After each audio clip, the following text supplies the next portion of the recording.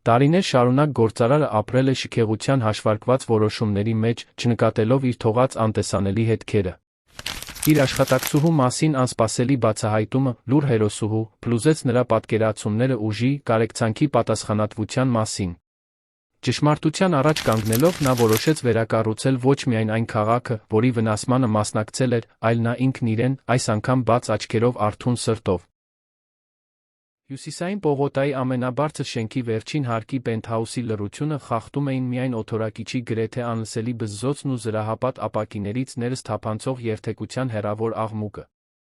Էդգար Մանուկյանը նայում էր համայնապատկերային պատուհանից, տեսնելով, թե ինչպես է երանն անվերջ ձգվում իր առջ, որպես անձնական նվաճումների քարտեզ։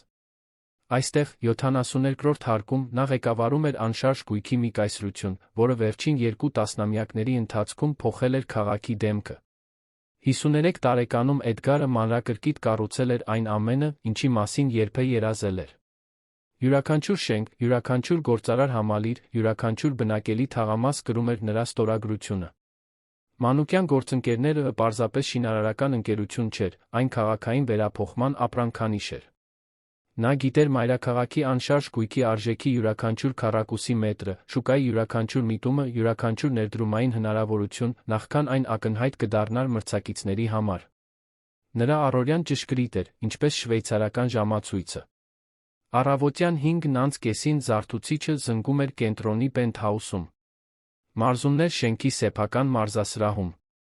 Ցնցուղ տիկին Կարինեի պատրաստած նախաճաշ ուղիղ 7-ին, մեկնում դեպի գրասենյակ։ 15 րոպեանոց ճանապարհին նա պլանշետով վերանայում էր ֆինանսական հաշվետվությունները, պլանավորում հանդիպումներ, կայացնում որոշումներ, որոնք շարժում էին միլիոնավոր դրամներ։ Էդգարը վաղ էր հասկացել, որ հաջողությունը սառնասրտություն է պահանջում։ 12 տարեկանում, երբ մայրը մահացավ երանաշտարակ մայրուղում տեղի ունեցած ավտովթարից, նա հայտնաբերեց, որ արդյունքները մարդկանց հետ չեն բերում։ Նրա հայրը, Արմեն Մանուկյանը, վիշտը հաղթահարում էր միակ ճանապարհով, որ գիտեր, էլ ավելի խորասուզվելով ընտանեկան բիզնեսի մեջ։ Էդգարի պապի հիմնադրած շինարարական ընկերությունը դարձավ ապաստան մոլուցք 2-ի, հոր որդու համար։ Հենց այդ ժամանակ տիկին Կարինեն մտավ նրանց կյանք։ Կարինե Սարգսյանը 24 տարեկան էր, երբ նրան աշխատանքի ընդունեցին, տունը խնամելու Էդգարին օգնելու համար։ Նա Լոռու մարզի գյուղերից էր, զուսպ էր, արդյունավետ կարծես բնազդաբար հասկանում էր, որ այդ ընտանիքին կայունություն էր պետք, ոչ թե խոսակցություններ։ 34 տարի շարունակ նա ներկա էր ամեն առավոտ, պատրաստելով սուրճն այնպես, ինչպես Էդգարն էր սիրում, տունն անթերի պահելով, հոգ տանելով այն մանրուքների մասին, որոնք թույլ էին տալիս նրան կենտրոնանալ բացառապես գործի վրա։ Կարինեն միջավայրի մի մասն էր, ինչպես ճաշասենյակի բյուրեղյա ջահը կամ գրասենյակի պատի աբստրակտ նկարը։ Էդգարը գիտեր, որ նա այնտեղ է, կախված էր նրա այնտեղ լինելուց, բայց հազվադեպ էր կանգ առնում նրան իսկապես տեսնելու համար։ Նա լուր արդյունավետություն էր, անտեսանելի նվիրում, մշտական զուսպ ներկայություն։ Երբ նա տուն էր գալիս, ընթրիքը սեղանին էր։ Երբ առավոտյան դուրս էր գալիս, հագուստը արդուկված ու դասավորված էր։ Նա կանխատեսում էր կարիքները, առանց խնդրանքի, լուծում խնդիրները, նախքան Էդգարը կնկատեր դրանց գոյությունը։ Վերջին ամիսներին, սակայն, Էդգարը տարբեր բան էր նկատել։ Կարինեն սովորականից ավելի լուռ էր թվում, եթե դա ընդհանրապես հնարավոր էր։ Նա միշտ էլ քչախոս կին էր, բայց հիմա նրա ներկայության մեջ գրեթե ուրվականային որակ կար։ Նա շուտ էր գալիս, ուշ գնում, բայց Էդգարը նկատում էր, որ նա քաշ է կորցնում։ Նրա հագուստներն ավելի լայն էին թվում, դեմքին մի գունատություն կար, որը նա չէր կարող լիովին անտեսել։ Ավելի տարօրինակ էին պայուսակները։ Էդգարը սկսեց նկատել, որ Կարինեն հաճախ տնից դուրս էր գալիս ծանր պայուսակներով, որոնք վերադառնալիս իր հետ չէին լինում։ Սկզբում նա մտածեց, որ դրանք անձնական գնումներ են կամ գուցե նվերներ գյուղի հարազատների համար։ Բայց հաճախականությունը տարօրինակ էր։ Շաբաթը 2, երբեմն 3 անգամ նա դուրս էր գալիս այդ մեծ պայուսակներով, միշտ երեկոյան, միշտ մենակ։ Կասկածը սկսվեց որպես անհանգստացնող խայթոց Էդգարի վերլուծական մտքում։ Նա սովոր էր վերահսկել փոփոխականները, հասկանալ օրինաչափությունները, բացահայտել ռիսկերը։ Եվ այդ օրինաչափությունը տրամաբանական չէր։ Կարինեն մուտք ուներ ամբողջ տուն, գիտեր ընտանիքի առօրյան, գիտեր, թե որտեղ են պահվում արժեքավոր իրերը։ Նա կարող էր տանել ցանկացած բան։ Էդգարը փորձեց հեռացնել այդ մտքերը։ Կարինեն ընտանիքի հետ էր ավելի քան 3 տասնամյակ։ Նա խնամել էր իրեն, երբ դեռահաս էր, ներկա էր եղել ավարտական երեկոներին, մասնագիտական նվաճումներին, իր կյանքի կարևոր պահերին։ Բայց գործարար միտքը չէր կարողանում լիովին անջատվել։ Տարօրինակ օրինաչափությունները պետք է հետաքննվեին։ Ռիսկերը պետք է գնահատվեին։ 2 շաբաթ շարունակ նա զգուշորեն հետում էր։ Կարինեն պահպանում էր նույն թվացյալ առօրյան, բայց պայուսակներով ելքերը շարունակվում էին։ Էդգարը նույնիսկ ստուգեց տան որոշ իրեր, հաշվեց արծաթյա սպասքի կտորները, ստուգեց զարդերը, որոնք հազվադեպ էր օգտագործում։ Ոչինչ չէր պակասում, բայց անհանգստությունը մնում էր։ Իրավիճակը հասավ իր գագաթնակետին մայիսյան մի անձրոտ 5-շաբթի։ Երանը տուժում էր աշնանային տիպիկ փոթորկից, ուժեղ քամիներով անձրով, որը փողոցները վերածում էր ժամանակավոր գետերի։ Էդգարը եղանակի պատճառով գրասենյակից շուտ էր եկել տան գրասենյակում պատասխանում էր նամակներին, երբ լսեց խոհանոցի դռան փակվելու ձայնը։ Պատուհանից նա տեսավ Կարինեին, որը դուրս էր գալիս դեպի ավտոտնակ, տանելով 2 տեսանելիորեն ծանր պայուսակ։ Նա առանց հովանոցի էր, միայն բարակ բաճկոնով, դժվարությամբ քայլում էր հորթառատ անձրի տակ։ Տեսարանում ինչ-որ բան խորապես անհանգստացրեց նրան։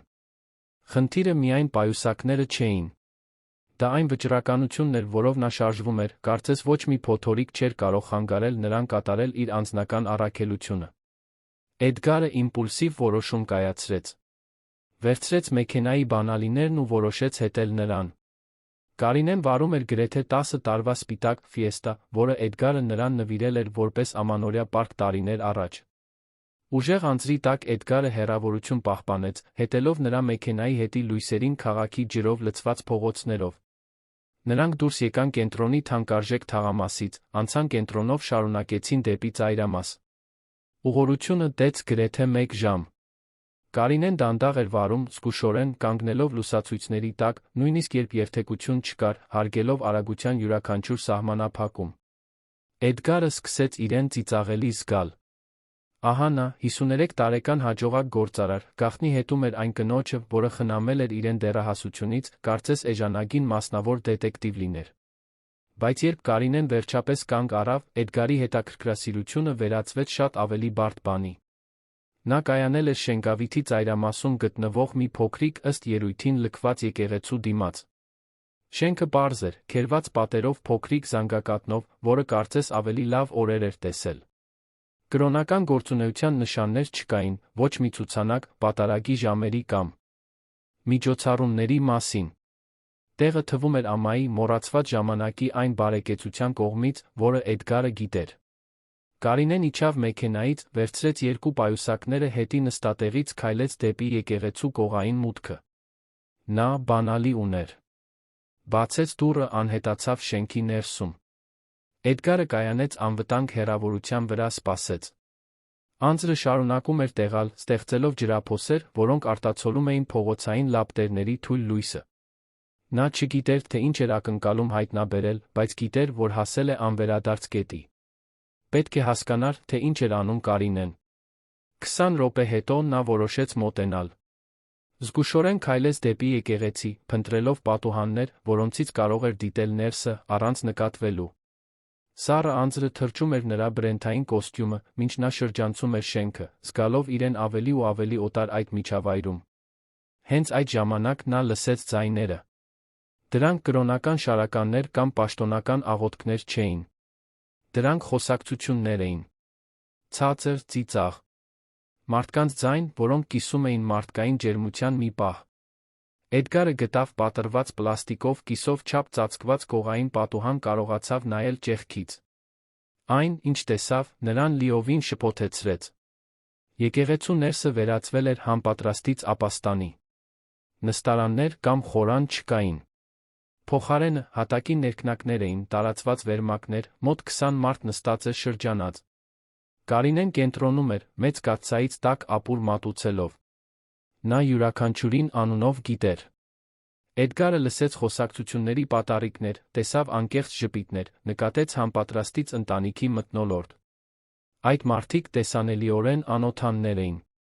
Տարբեր տարիքի տղամարդիկ կանայք, ոմանք երիտասարդ, մյուսները ակնհայտորեն տարեց, բոլորն էլ ակնհայտորեն մարգինալացված այն հասարակության կողմից, որը Էդգարը գիտեր։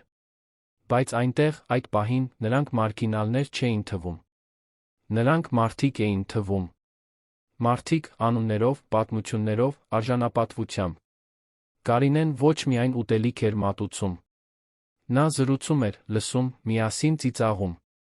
Էդգարը տեսավ, թե ինչպես է մի տարեց մարդ նրան ցույց տալիս դեղնած լուսանկարներ, տեսավ, թե ինչպես է մի երիտասարդ կին փոքր երեխայի հետ ստանում ոչ միայն ապուր, այլ քնքուշ ուշադրություն երեխայի նկատմամբ։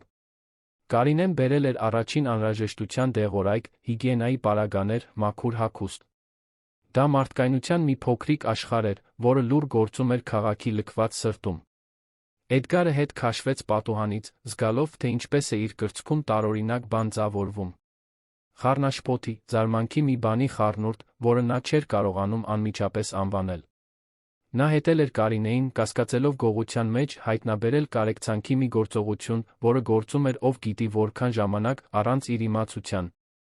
Անձրը շարունակում էր տեղալ, մինչ նա վերադառնում էր մեքենա, բայց Էդգարը հազիվ էր այն զգում։ Նրա միտքը մշակում էր բոլորովին նոր իրականություն։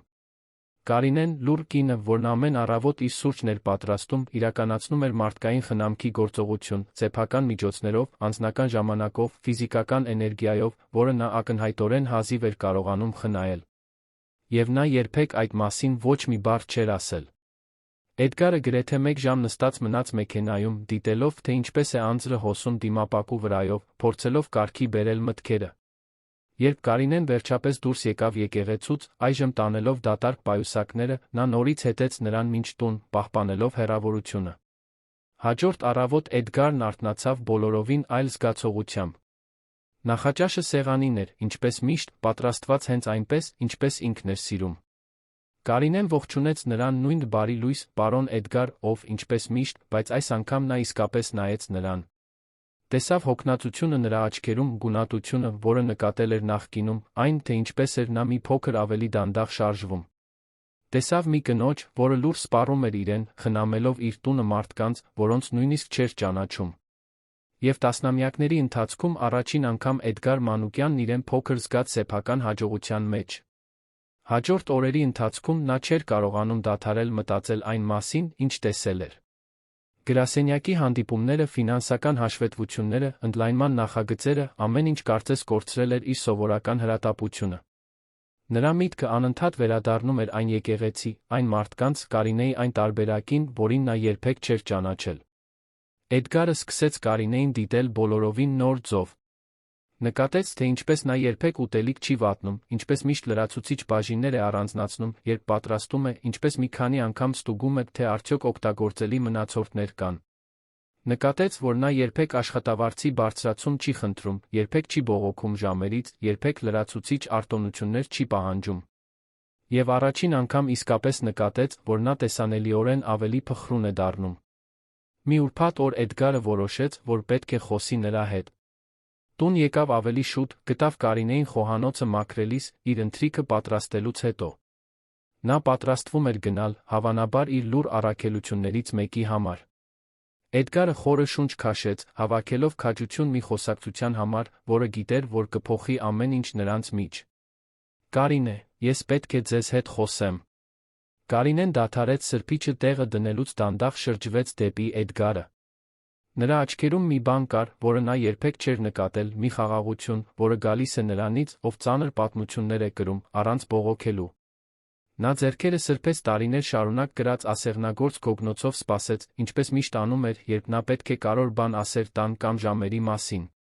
Պարոն Էդգար, մի բան է պատահել, հարցրեց նա հանգիստ ձայնով, որը սովոր էր խնդիրներ լուծել, նախքան դրանք ճգնաժամի կվերածվեին։ Էդգարը զգաց այն ստիծանրությունը, որը կառուցել էր վերջին օրերին, ծածնելով, թե ոչինչ չգիտի, մինչ դիտում էր, թե ինչպես է Կարինեն դուրս գալիս պայուսակներով, ծածնելով նորմալություն նախաճաշերի ընթացքում, ծածնելով, թե իր կյանքը գլխիվայր չի շրջվել մի հայտնագործությունից, որը չէր կարողանում լիովին մարսել։ Նա մոտեցավ խոհանոցի սեղանին, նստեց, մի բան, որ հազվադեպ էր անում այդ միջավայրում, որը միշտ համարել էր Կարինեի բացառիկ տարածքը։ Կարինե, ես գիտեմ, թե դուք ուր եք գնում այդ պայուսակներով, ասաց Էդգարը ուղիղ, առանց շրջանցելու, քանի որ բիզնեսում սովորել էր, որ ուղիղ ազնվությունը, որքան էլ անհարմար լինի, միշտ ամենաարդյունավետ ճանապարհն է բարդ իրավիճակները լուծելու համար։ Հաջորդած լռությունը տարբերվում էր բոլոր այն լռություններից, որոնք նրանք երբեք կիսել էին։ Կարինեն զարմանք չցուցաբերեց, չժխտեց, չհարցրեց, թե ինչպես է նա իմացել։ Նա պարզապես մի պահ աչքերը խոնարհեց, հետո նորից նայեց նրան մի արտահայտությամբ, որը խառնում էր հաշտվողականություն ինչ-որ բան, որը նման էր թեթացման։ Ես մտածում էի, թե երբ եք իմանալու, ասաց Կարինեն հանելով գոգնոցը կախելով այն սառնարանի կողքի կեռիկից։ Այս բոլոր տարիների ընթացքում ես միշտ գիտեի, որ վաղ թե ուշ դուք կցանկանաք հասկանալ, թե ուր եմ տանում ուտելիքը։ Պատասխանի պարզությունը լիովին զինաթափեց Էդգարին։ Նա փաստարկներ էր պատրաստել, ռազմավարական հարցեր մշակել, կանխատեսել ժխտումներ, արդարացումներ։ Բայց Կարինեն իր ողջ պլանավորումը վերածել էր անպետք բանի, մի ազնիվ ուղիղ նախադասությամբ։ Ինչու երբեք ինձ չեք ասել, հարցրեց Էդգարը, տասնամյակների ընթացքում առաջին անգամ նրա ձայնը կրում էր իշխանությունից կամ գործարար արդյունավետությունից բացի այլ բան։ Կար անկեղծ հետաքրքրասիրություն, գուցե նույնիսկ վիրավորանք։ Կարինեն աթոռ քաշեց նստեց սեղանի մոտ, մի ժեստ, որը նույնպես աննախադեպ էր նրանց միջ։ 34 տարի շարունակ նա միշտ կանգնած էր մնացել, երբ խոսում էին, միշտ պահպանել էր այն մասնագիտական հեռավորությունը, որը բաժանում էր գործատուին աշխատողին։ Բայց հիմա օդում այլ բան կար, արարողակարգի խախտում, որը երկուսն էլ զգում էին, որ անհրաժեշտ է։ Պարոն Էդգար, ես մտածել եմ մի քանի անգամ պատմել։ Հատկապես առաջին տարիներին, երբ ես դեռ հավատում էի, որ դուք կարող եք հետաքրքրվել օգնելով, ասաց Կարինեն, ուղիղ նայելով նրան։ Բայց ժամանակի ընթացքում ես հասկացա, որ ավելի լավ է առանձին պահել։ Դուք ձեր կյանքն ունեք, ձեր գործերը, ձեր մտահոգությունները։ Եվ այդ մարդիկ կարիքներ ունեն, որոնք չեն համապատասխանում գրասենյակային լուծումներին։ Էդգարը տարօրինակ բան զգաց այդ խոսքերում, մի նուրբ քննադատություն, որը չէր կարողանում հերքել, քանի որ չէր կարողանում լիովին հասկանալ։ Ինչու չեն համապատասխանում, հարցրեց նա։ Որովհետև դուք խնդիրները տեսնում եք որպես նախագծեր, պարոն Էդգար։ Իսկ մարդիկ նախագծեր չեն, պատասխանեց Կարինեն գրեթե մայրական համբերությամբ։ Այն մարդիկ, որոնց ես օգնում եմ, բիզնես պլանների կամ տեխնիկատնտեսական հիմնավորումների կարիք չունեն։ Նրանք տաք ապուրի, մեկի, ով գիտի իրենց անունները, մի վայրի կարիք ունեն, որտեղ իրենց հետ կվարվեն որպես մարդ։ Ոչ թե որպես բարեգործական դեպքեր կամ սոցիալական մարքեթինգի հնարավորություններ։ Կարինեի խոսքերի ազնվությունը Էդգարին հարվածեց ինչպես բռունցքի հարված ստամոքսին։ Նա ընդունում էր դիտարկման ճշմարտացիությունը, բայց ցավալի էր խոստովանել, որ իր սեփական աշխատակիցը այդքան ճշգրիտ քարտեզագրել էր իր հուզական սահմանափակումները։ Որքան ժամանակ է, ինչ դուք դա անում եք, հարցրեց Էդգարը, փորձելով խոսակցությունը տեղափոխել ավելի փաստական հողի վրա։ 4 տարի, պատասխանեց Կարինեն։ Սկսեցի, երբ գտա տիկին Լուսինեին քնած այն հացի խանութի դռան մոտ, որտեղից ես տան համար հաց եմ գնում։ Նրան վտարել էին այն բնակարանից, որտեղ ապրել էր 15 տարի, քանի որ այլս չէր կարողանում վճարել վարձը, երբ շենքը վաճառվեց գները բարձրացվեցին։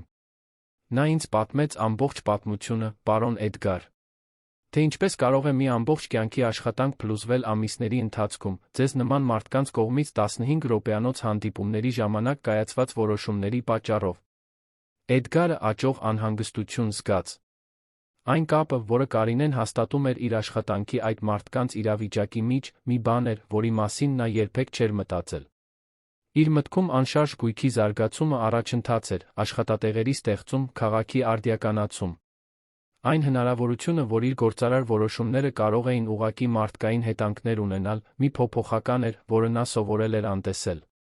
Ես չեմ հասկանում, թե ինչ խնդիր կա վարձերը շուկային համապատասխան բարձրացնելու մեջ, ասաց Էդգարը, փորձելով վերականգնել գործարար տրամաբանության ծանոթ հողը։ Այդպես է աշխատում շուկան, Կարինե։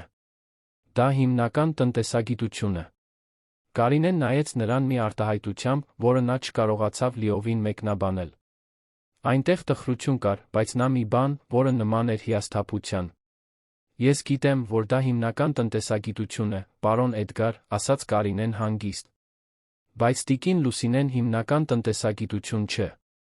Նա 72 տարեկան մի կին է, որը 3 երեխա է մեծացրել մենակ, աշխատելով որպես դերձակ։ Նա չի հասկանում անշարժ գույքի շուկայից։ Նա միայն հասկանում է, որ 15 տարի նույն տեղում վարձ վճարելուց հետո հանկարծ այլս տուն չուներ։ Դուք երբեք մտածել եք, թե տիկին Լուսինեի նման քանի մարդ կա։ Էդգարը չէր մտածել։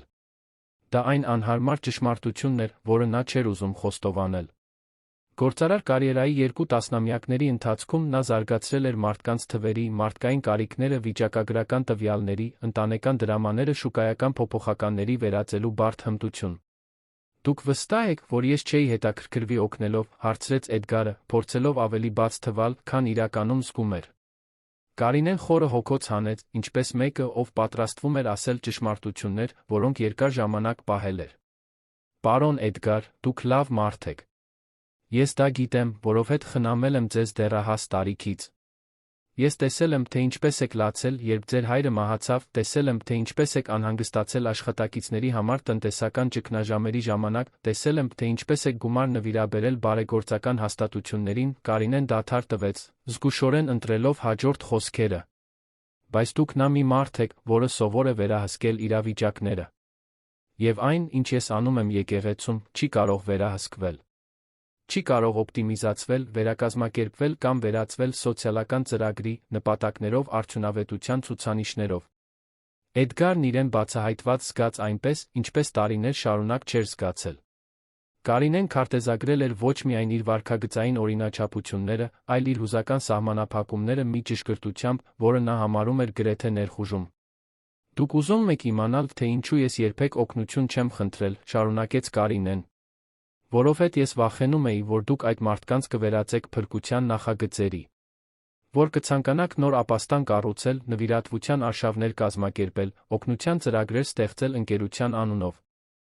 Իսկ այդ մարդիկ փրկվելու կարիք չունեն, պարոն Էդգար։ Նրանք պետք է տեսանելի լինեն, լսելի լինեն, արժանապատվությամբ վերաբերվեն իրենց հետ։ Այն տարբերակումը, որը Կարինեն անում էր օգնելու փրկելու միջ, բոլորովին նոր բան էր Էդգարի համար։ Իր գործարար փորձառության մեջ խնդիրները գոյություն ունեին լուծվելու համար, դժվար իրավիճակները գոյություն ունեին հաղթահարվելու համար, ռազմավարական պլանավորման համապատասխան ներդրումների միջոցով։ Այն գաղափարը, որ որոշ մարդկային կարիքներ հիմնովին տարբերվում էին գործարար մարտահրավերներից, մի բան էր, որի մասին նա երբեք չէր մտածել։ Կարինե, ես կցանկանայի ծանոթանալ այդ մարդկանց հետ, ասաց Էդգարը, զարմացնելով ինքն իրեն խնդրանքի անկեղծությամբ։ Կցանկանայի ավելի լավ հասկանալ, թե դուք ինչ եք անում այնտեղ։ Կարինեն երկար ուսումնասիրեց նրան, գնահատելով առաջարկի լրջությունը։ Դուք վստահ եք, որովհետև երբ դուք իսկապես ծանոթանաք այդ մարդկանց հետ, այլևս չեք կարողանա նրանց տեսնել որպես թվեր սոցիալական ազդեցության հաշվետվություններում։ Եվ դրա հետ գործ ունենալը կարող է ավելի դժվար լինել, քան դուք պատկերացնում եք։ Էդգարը գլխով արեց, թե վստահ չէր, որ պատրաստ է այն հետանքներին, որոնք առաջարկում էր։ Ուրեմն վաղը, եթե ցանկանաք, կարող եք ինձ հետ գալ, ասաց Կարինեն։ Բայց ես մի պայման ունեմ։ Դուք կգաք որպես Էդգար, ոչ թե որպես պարոն Էդգար, հաջողակ գործարար։ Դուք ավելի շատ կլսեք, քան կխոսեք, ուտելիք կմատուցեք, այցեքարտեր բաժանելու փոխարեն, կհասկանաք, որ դա բիզնես հնարավորություն չէ։ Էդգարը համաձայնեց, թե իր մտքի մի մասն արդեն ձակերպում էր հնարավորություններ, թե ինչպես կարելի է այդ փորձառությունը վերածել ընկերության համար արդյունավետ բանի։ Հաջորդ օրը Էդգարը մեքենայով գնաց եկեղեցի, հետելով Կարինեի ցուցումներին։ Նա ավելի պարզ հագուստ էր ընտրել, բայց մինույն է իրեն լիովին օտար էր զգում, երբ կայանեց ծայրամասի վատ լուսավորված փողոցում։ Կարինեն արդեն այնտեղ էր, իր ֆիեստայից իջեցնելով կաթսաներ բանջարեղենով տոպրակներ։ Էդգարն օգնեց իրերը տանել եկեղեցու ներս, առաջին անգամ նկատելով այն վայրի մանրամասները, որը միայն մակերեսորեն էր դիտել հայտնագործության անձրոտ գիշերը։ Շենքը վատ վիճակում էր, բայց խնամքի կազմակերպվածության հստակ նշաններ կային։ Ինչ-որ մեկը ավլել էր հատակը, դասավորել սակավաթիվ կահույքը, ստեղծել մի միջավայր, որը, չնայած պարզությանը, մարդկային ջերմություն էր հաղորդում։ Մարդիկ սկսեցին գալ երեկոյան ժամը 6-ի կողմերը։ Բոլոր տարիքի տղամարդիկ կանայք, ոմանք ակնհայտորեն երկար ժամանակ անօթան, մյուսները գործազուրկ աշխատողների կամ ժամանակավորապես տեղահանված ընտանիքների տեսք ունեին։ Կարինեն յուրաքանչյուրին ողջունում էր անունով, հարցնում կոնկրետ խնդիրների մասին, ցուցաբերում մանրամասն գիտելիքներ յուրաքանչյուր մարդու կյանքի հանգամանքների մասին։ Էդգարին ներկայացրին պարզապես որպես Էդգար, մի ընկեր, որն այդ գիշեր օգնում էր։ Կարինեն չնշեց նրա ազգանունը, ընկերությունը կամ նրա ֆինանսական վիճակի մասին որևէ մանրամասն։ Այդ մարդկանց համար նա պարզապես մեկ կամավոր էր։ Հաջորդ 2 ժամերի ընթացքում Էդգարը ապուր մատուցեց, հաց բաժանեց, լսեց պատմություններ, որոնք երբեք չէր պատկերացրել։ Ծանոթացավ 68-ամյա պարոն Անդրանիկի հետ, որը կորցրել էր հավաքարարի աշխատանքը գործարար վերակազմակերպման հետանքով տարիքի պատճառով այլս չէր կարողացել պաշտոնական աշխատանք գտնել։ Ծանոթացավ 23-ամյա Նարեի հետ, միայնակ մայր, որին վտարել էին կենտրոնական շրջանի մի զավթված տարածքից, այժմ փոքր որդու հետ ապրում էր գերբնակեցված ժամանակավոր ապաստանում։ Բայց պարոն Բարսեղի պատմությունն էր, որ իսկապես ազդեց Էդգարի վրա։ Բարսեղ Հովհաննիսյանը 70 տարեկան էր, 4 տասնամյակ ապրել էր Արաբկիրի նույն բնակարանում։ Երբ շենքը վաճառվեց մի կառուցապատողի, վարձը միանգամից բարձրացվեց 400%-ով։ Բարսեղը, որը ստանում էր մեկ նվազագույն աշխատավարձի չափով թոշակ, ստիպված էր հեռանալ։ Փորձեց նման բան գտնել տարածքում, բայց ամբողջ թաղամասն անցել էր նույն անշարժ գույքի սպեկուլյացիայի գործընթացով։ Պարոն Բարսեղը պատմեց իր պատմությունը առանց դառնության, բայց մի խորը տխրությամբ, որը Էդգարը ֆիզիկապես զգում էր։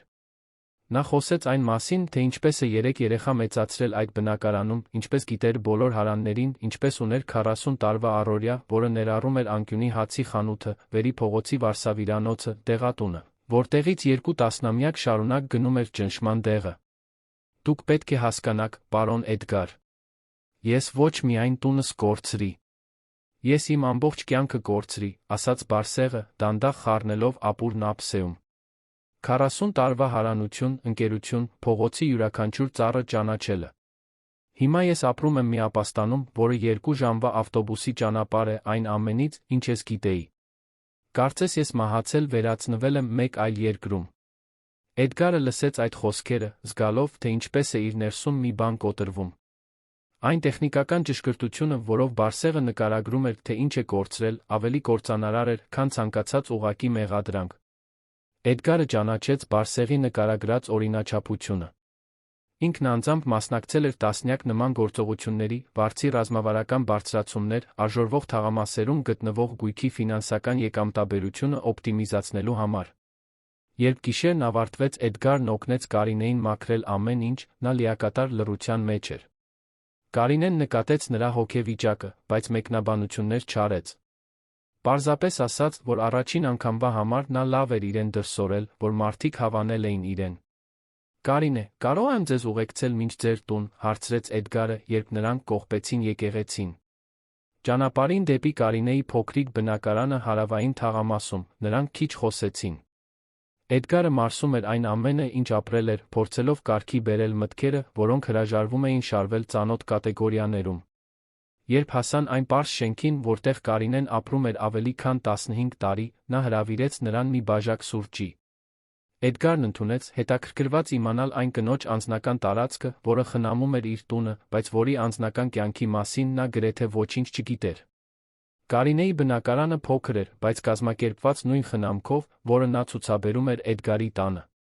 Պարզ, բայց լավ պահպանված կահույք։ Ընտանեկան լուսանկարներ պատերին։ Առողջ բույսեր փոքրիկ պատշգամբում։ Դա իսկական տուն էր, նկատեց Էդգարը, մի բան, որն իր սեփական շքեղ պենթհաուսը երբեք չէր կարողացել լինել։ Հենց այդ ժամանակ Էդգարը նկատեց մեդալը։ Այն հյուրասենյակի պատին պարզ շրջանակի մեջ էր, պաշտոնական լուսանկարի զինվորական կնիքով փաստաթղթի հետ միասին։ Էդգարը մոտեցավ կարդալու, այն, ինչ հայտնաբերեց, նրան լիովին շփոթեցրեց։ Կարինե Սարգսյան։ Մեդալ մարտական խիզախության համար։ 17 քաղաքացիական անձանց փրկություն Հայթիում խաղաղապահ գործողության ընթացքում Էդգարը բարձրաձայն կարդաց, հետո շրջվեց դեպի Կարինեն, որը խոհանոցում սուրճ էր պատրաստում։ Կարինե, դուք զինվորական եք եղել։ Կարինեն դադարեցրեց իր գործը, եկավ հյուրասենյակ։ Նա նայեց մեդալին, կարծես տարիներով առաջին անգամ էր այն տեսնում։ 12 տարի, պարզապես պատասխանեց Կարինեն։ Մտա 18 տարեկանում, դուրս եկա 30-ում։ Ծառայել եմ 3 միջազգային խաղաղապահ առաքելություններում։ Հայթի, Լիբանան, Կոսովո։ Մեդալը Հայթիից է։ Այնտեղ մեր գտնվելու ընթացքում երկրաշարժ եղավ։ Ես կարողացա մի քանի հոգու փլատակներից հանել, նախքան ամեն ինչ լիովին կփլուզվեր։ Էդգարը նայեց Կարինեին, կարծես նա բոլորովին անծանոթ լիներ։ 34 տարի շարունակ նա ամեն օր իր տանն էր եղել, նա երբեք չէր իմացել, որ ապրում է խիզախության համար պարգատրված պատերազմի վետերանի հետ։ Ինչու երբեք ինձ այդ մասին չեք ասել։ Կարինեն ուսերը թոթվեց, մի պարզ ժեստ, որը շատ բան էր հաղորդում։ Դուք երբեք չեք հարցրել իմ կյանքի մասին, նախքան ձեր տուն գալս, պարոն Էդգար։ Եվ ես չէի կարծում, որ դա կարևոր է։ Այն աշխատանքի համար, որը ես անում էի այնտեղ։ Էդգարը ծանր նստեց Կարինեի բազմոցին, զգալով տասնամյակների անտարբերության ծանրությունը այն մարդու նկատմամբ, որն իրեն խնամել էր բացարձակ նվիրումով։ Նա Կարինեին տվել էր կանոնավոր աշխատավարձի բարձրացումներ, ամանորյա նվերներ, ապահովել էր բժշկական ապահովագրություն, միշտ վերաբերվել էր նրան մասնագիտական հարգանքով։ Բայց երբեք անկեղծ հետաքրքրասիրություն չէր ցուցաբերել, թե ով է նա, իր տանը կատարած գործառույթից դուրս։ Կարինե, ինչու եք թողել բանակը, հարցրեց Էդգարը։ Մորս խնամելու համար։ Նա հիվանդ էր, հատուկ խնամքի կարիք ուներ։ Ես միակ զավակն էի, այնպես որ վերադարձա երան, պատասխանեց Կարինեն, սուրճ լցնելով պարզ, բայց գեղեցիկ բաժակների մեջ։ Մայրս 3 տարի հետո մահացավ, բայց ես արդեն սկսել էի ձեզ մոտ աշխատել։ Սիրում էի աշխատանքը, սիրում էի տուն խնամել, կայուն առօրյա ունենալ աշխարհով 1 տարիներ շարունակ ճամփորդելուց հետո։ Էդգարը լուր խմեց սուրճը, մարսելով այն կնոջ բարդությունը, որին կարծում էր, թե ճանաչում է։ Կարինեն ոչ միայն այն արդյունավետ լուր աշխատակիցն էր, որին նա դասակարգել էր իր մտքում։ Նա պատերազմի վետերան էր, որը վտանգել էր իր կյանքը մարդկանց փրկելու համար, որը թողել էր զինվորական կարիերան ընտանիքը խնամելու համար, որն ընտրել էր մշտական ծառայության կյանք, երբեք չփնտրելով ճանաչում կամ ուշադրություն։ Եվ հիմա նա օգտագործում էր իր սեփական գումարը, իր սեփական ժամանակը, իր սեփական սահմանափակ ֆիզիկական էներգիան, խնամելու մարդկանց, որոնց հասարակությունը լքել էր։ Կարինե, ես ուզում եմ օգնել, վերջապես ասաց Էդգարը։ Ուզում եմ հասկանալ, թե ինչպես կարող եմ փոփոխություն մտցնել այդ մարդկանց կյանքում այնպես, որ դա նրանց համար իմաստ ունենա։ Կարինեն զգուշորեն ուսումնասիրեց նրան, նախքան պատասխանելը։ Ուրեմն դուք պետք է սովորեք այլ կերպ տեսնել, պարոն Էդգար։ Որովհետև իսկապես օգնել նշանակում է ընդունել, որ որոշ բաներ չեն կարող ուղղվել փողով կամ ռազմավարական պլանավորմամբ։ Որոշ բաներ կարող են բուժվել միայն ժամանակով, ներկայությամբ, արժանապատվությամբ։ Էդգարը գլխով արեց, թե վստահ չէր, որ լիովին հասկանում է, թե ինչ էր առաջարկում Կարինեն։ Հաջորդ օրերին Էդգարը 3 անգամ վերադարձավ եկեղեցի։ Յուրաքանչյուր այց բացահայտում էր բարդության նոր շերտեր այն լուր գործողության մեջ, որը Կարինեն կառուցել էր։ Նա ոչ միայն ուտելիք էր մատուցում։ Նա ստեղծել էր աջակցության ոչ պաշտոնական ցանց, որը ներառում էր հագուստի նվիրատվություններ, առաջին անհրաժեշտության դեղորայք, տեղեկատվություն պետական ծառայությունների մասին, ամենակարևորը՝ մի տարածք, որտեղ մարգինալացված մարդկանց հետ կարող էին վարվել հիմնական արժանապատվությամբ։ Էդգարը սկսեց ֆինանսապես նպաստել, բայց Կարինեն խիստ կանոններ սահմանեց։ Ոչ մի մեծ չեք, ոչ մի նվիրատվություն, որը ուշադրություն կգրավեր, ոչ մի փորձ պաշտոնականացնելու կամ ընդլայնելու գործողությունը։ Գումարը պետք է օգտագործվեր բացառապես ուտելիք առաջին անհրաժեշտության պարագաներ գնելու համար, ոչ թե եկեղեցին պաշտոնական հաստատության վերածելու համար։ Բայց իր 4-րդ այցի ընթացքում Էդգարն ունեցավ այն խոսակցությունը, որը լիովին կփոխեր իր տեսակետը սեփական աշխատանքի այն պարտականությունների մասին, որոնք կրում էր առանց գիտակցելու։ Այն խոսակցության ժամանակ, որը պետք է փոխեր ամեն ինչ, Էդգարն օգնում էր վերմակներ բաժանել, երբ պարոն Բարսեղը մոտեցավ նրան, ձեռքին դեղնած ծրար։ 70-ամյա տղամարդը պահել էր իր վտարման հետ կապված բոլոր փաստաթղթերը, ժամանակագրական կարգով դասավորված այն մարդու մանրակրկտությամբ, ով դեռ հավատում էր, որ արդարությունը կարող է հաստատվել ճիշտ թղթաբանության միջոցով։ Պարոն Էդգար, դուք կարծես մարդ եք, որ հասկանում է անշարժ գույքի այս հարցերից, ասաց Բարսեղը, զգուշորեն բացելով ծրարը։ Կարող եք ինձ բացատրել, թե ինչու մի ընկերություն կարող է վարձը 40,000 դրամից բարձրացնել մինչ 160,000 դրամ միանգամից։ Դա օրինական է։ Էդգարը վերցրեց փաստաթղթերը, անմիջապես ճանաչելով ֆիրմային բլանկը, պայմանագրերի ձաչափը, ճշգրիտ իրավաբանական լեզուն, որն օգտագործում էր իր սեփական ընկերությունը։ Բայց երբ տեսավ ստորագրությունը լուծման պայմանագրի վերջում, արյունը սառեց երակներում։ Դա իր սեփական ստորագրությունն էր։ Էդգար Մանուկյան գործընկերներ, ի գործադիր տնօրեն։ Պարոն Բարսեղը վտարվել էր մի որոշմամբ, որն ինքն անձամբ էր կայացրել։ Էդգարը զգաց, թե ինչպես են ձեռքերը դողում, մինչ կարդում էր փաստաթղթերը։ Աղոտ հիշում էր գործողությունը։ Հին բնակարանների մի բլոկ արաբկիրում գնված գերազանց գնով, քանի որ վարձակալության պայմանագրերը հետ էին մնացել շուկայից։ Ռազմավարությունը պարզ էր արդյունավետ, բարձրացնել բոլոր վարձերը շուկայական գներին համապատասխան, ստիպել հին վարձակալներին հեռանալ, վերանորոգել բնակարանները, վերավարձակալել նոր ավելի շահավետ պայմանագրերով։ Ֆինանսական հաշվետվություններում դա շատ հաջող գործողություն էր եղել։ Ներդրումների վերադարձը 140% 18 ամսում։ Վերահսկվող շահավետ ջենտրիֆիկացիա։ Չօգտագործված ակտիվների օպտիմիզացիա։ Բայց այնտեղ, պարոն Բարսեղի դողացող ձեռքերի դեղնած ծրարում, Էդգարն առաջին անգամ տեսավ իր շահույթի աղյուսակների մարդկային կողմը։ Պարոն Էդգար, լավ եք, հարցրեց Բարսեղը, նկատելով Էդգարի դեմքի հանկարծակի գունատությունը։ Էդգարը չկարողացավ անմիջապես պատասխանել։ Նա վերապրում էր այն հանդիպումը, որտեղ հաստատել էր այդ գործողությունը, հիշում էր, թե ինչպես էր գովել թիմին իրականացման արդյունավետության համար, ինչպես էր այդ նախագիծն օգտագործել որպես լավագույն փորձի օրինակ այլ կորպորատիվ շնորհանդեսներում։ Կներեք, պարոն Բարսեղ, վերջապես ասաց Էդգարը, վերադարձնելով փաստաթղթերը։ Պարզապես։ Երբեմն մենք չենք հասկանում այս գործարար որոշումների իրական ազդեցությունը։ Դուք ճանաչո՞ւմ եք մարդկանց, ովքեր զբաղվում են դրանով, հարցրեց Բարսեղը, զգուշորեն թղթերը դնելով ծրարի մեջ։ Որովհետև ես փորձեցի խոսել նրանց հետ, բացատրեցի իմ իրավիճակը, առաջարկեցի միջանկյալ գումար վճարել։ Բայց նրանք ասացին, որ դա գործարար որոշում է, որ չեն կարող բացառություններ անել։ Կարծես 40 տարվա կյանքը նույն տեղում 15 րոպեանոց խոսակցության արժեք չունենար։ Էդգարը գիշերվա մնացած մասն անցկացրեց լիակատար լռության մեջ։ Օգնեց մաքրությանը, օգնեց Կարինեին կողպել եկեղեցին, բայց նրա միտքը մարսում էր մի իրականություն, որի հետ չգիտեր ինչպես վարվել։ Կարիերայի 20 տարիների ընթացքում նա հարյուրավոր նման որոշումներ էր կայացրել։ Քանի՞ այլ Բարսեղներ կային։ Քանի՞ այլ կյանքեր էր նա դեն նետել գործարար արդյունավետության անունից։ Տուն վերադառնալու ճանապարհին Էդգարը 3 անգամ կանգնեցրեց մեքենան, խորը շունչ քաշելու մտքերը կարգի բերելու համար։ Նա զգում էր մի բան, որը տասնամյակներ շարունակ չէր զգացել, խորը անվերահսկելի ամոթ։ Հաջորդ առավոտ Էդգարը գրասենյակ եկավ կոնկրետ առաքելությամբ։ Խնդրեց քարտուղարուհուն չեղարկել օրվա բոլոր հանդիպումները, պահանջեց արխիվային բաժնից բերել վերջին 5 տարիների անշարժ գույքի գործառնությունների բոլոր հաշվետվությունները։ Ուզում էր հասկանալ իր կառուցածի իրական մասշտաբը։ 8 ժամվա ընթացքում Էդգարը կարդաց հազարավոր էջեր հաշվետվություններ, պայմանագրեր, տեխնիկատնտեսական վերլուծություններ, ազդեցության ուսումնասիրություններ։ Յուրաքանչյուր փաստաթուղթ բացահայտում էր գործարար սառնասրտության նոր շերտ, որը նա կատարելագործել էր տարիների ընթացքում։ Ջենտրիֆիկացիայի գործողություններ 12 տարբեր թաղամասերում։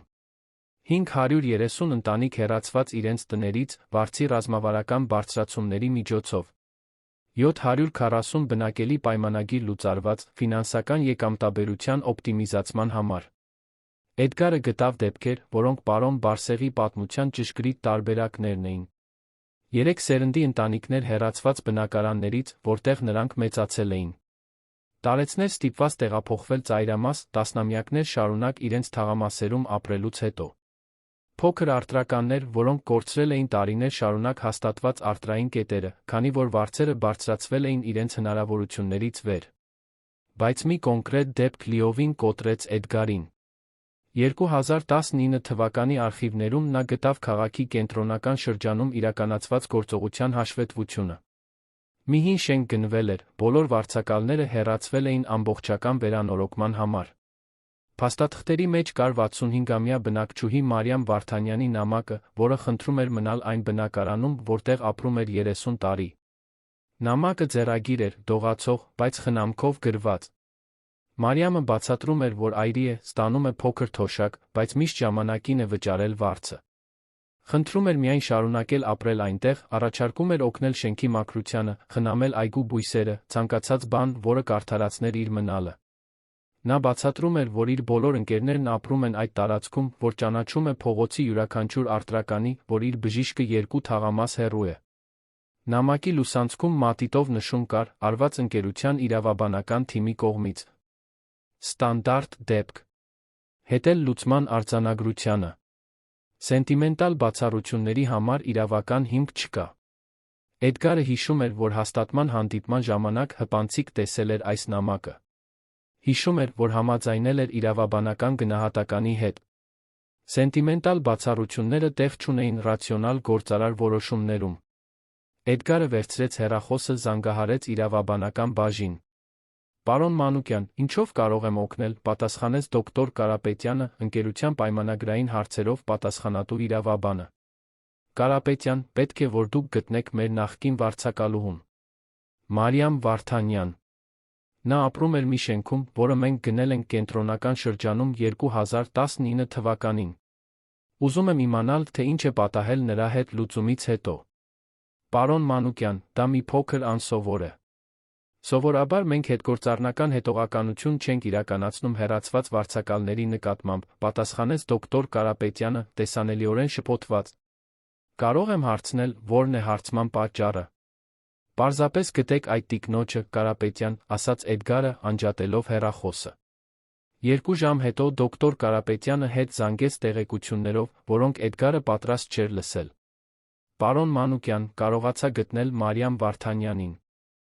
Նա ներկայումս գտնվում է քաղաքի արևելյան մասում գտնվող տարեցների քաղաքային ապաստանում։ Ըստ հանրային գրանցումների, նա չի կարողացել գտնել նույն գնային միջակայքում բնակարան կենտրոնական շրջանում լուծումից հետո։ Փորձել է տեղափոխվել ծայրամաս, բայց առողջական խնդիրներ են առաջացել, կապված տասնամյակներ շարունակ օգտագործած բժշկական ծառայություններից հեռավորության հետ։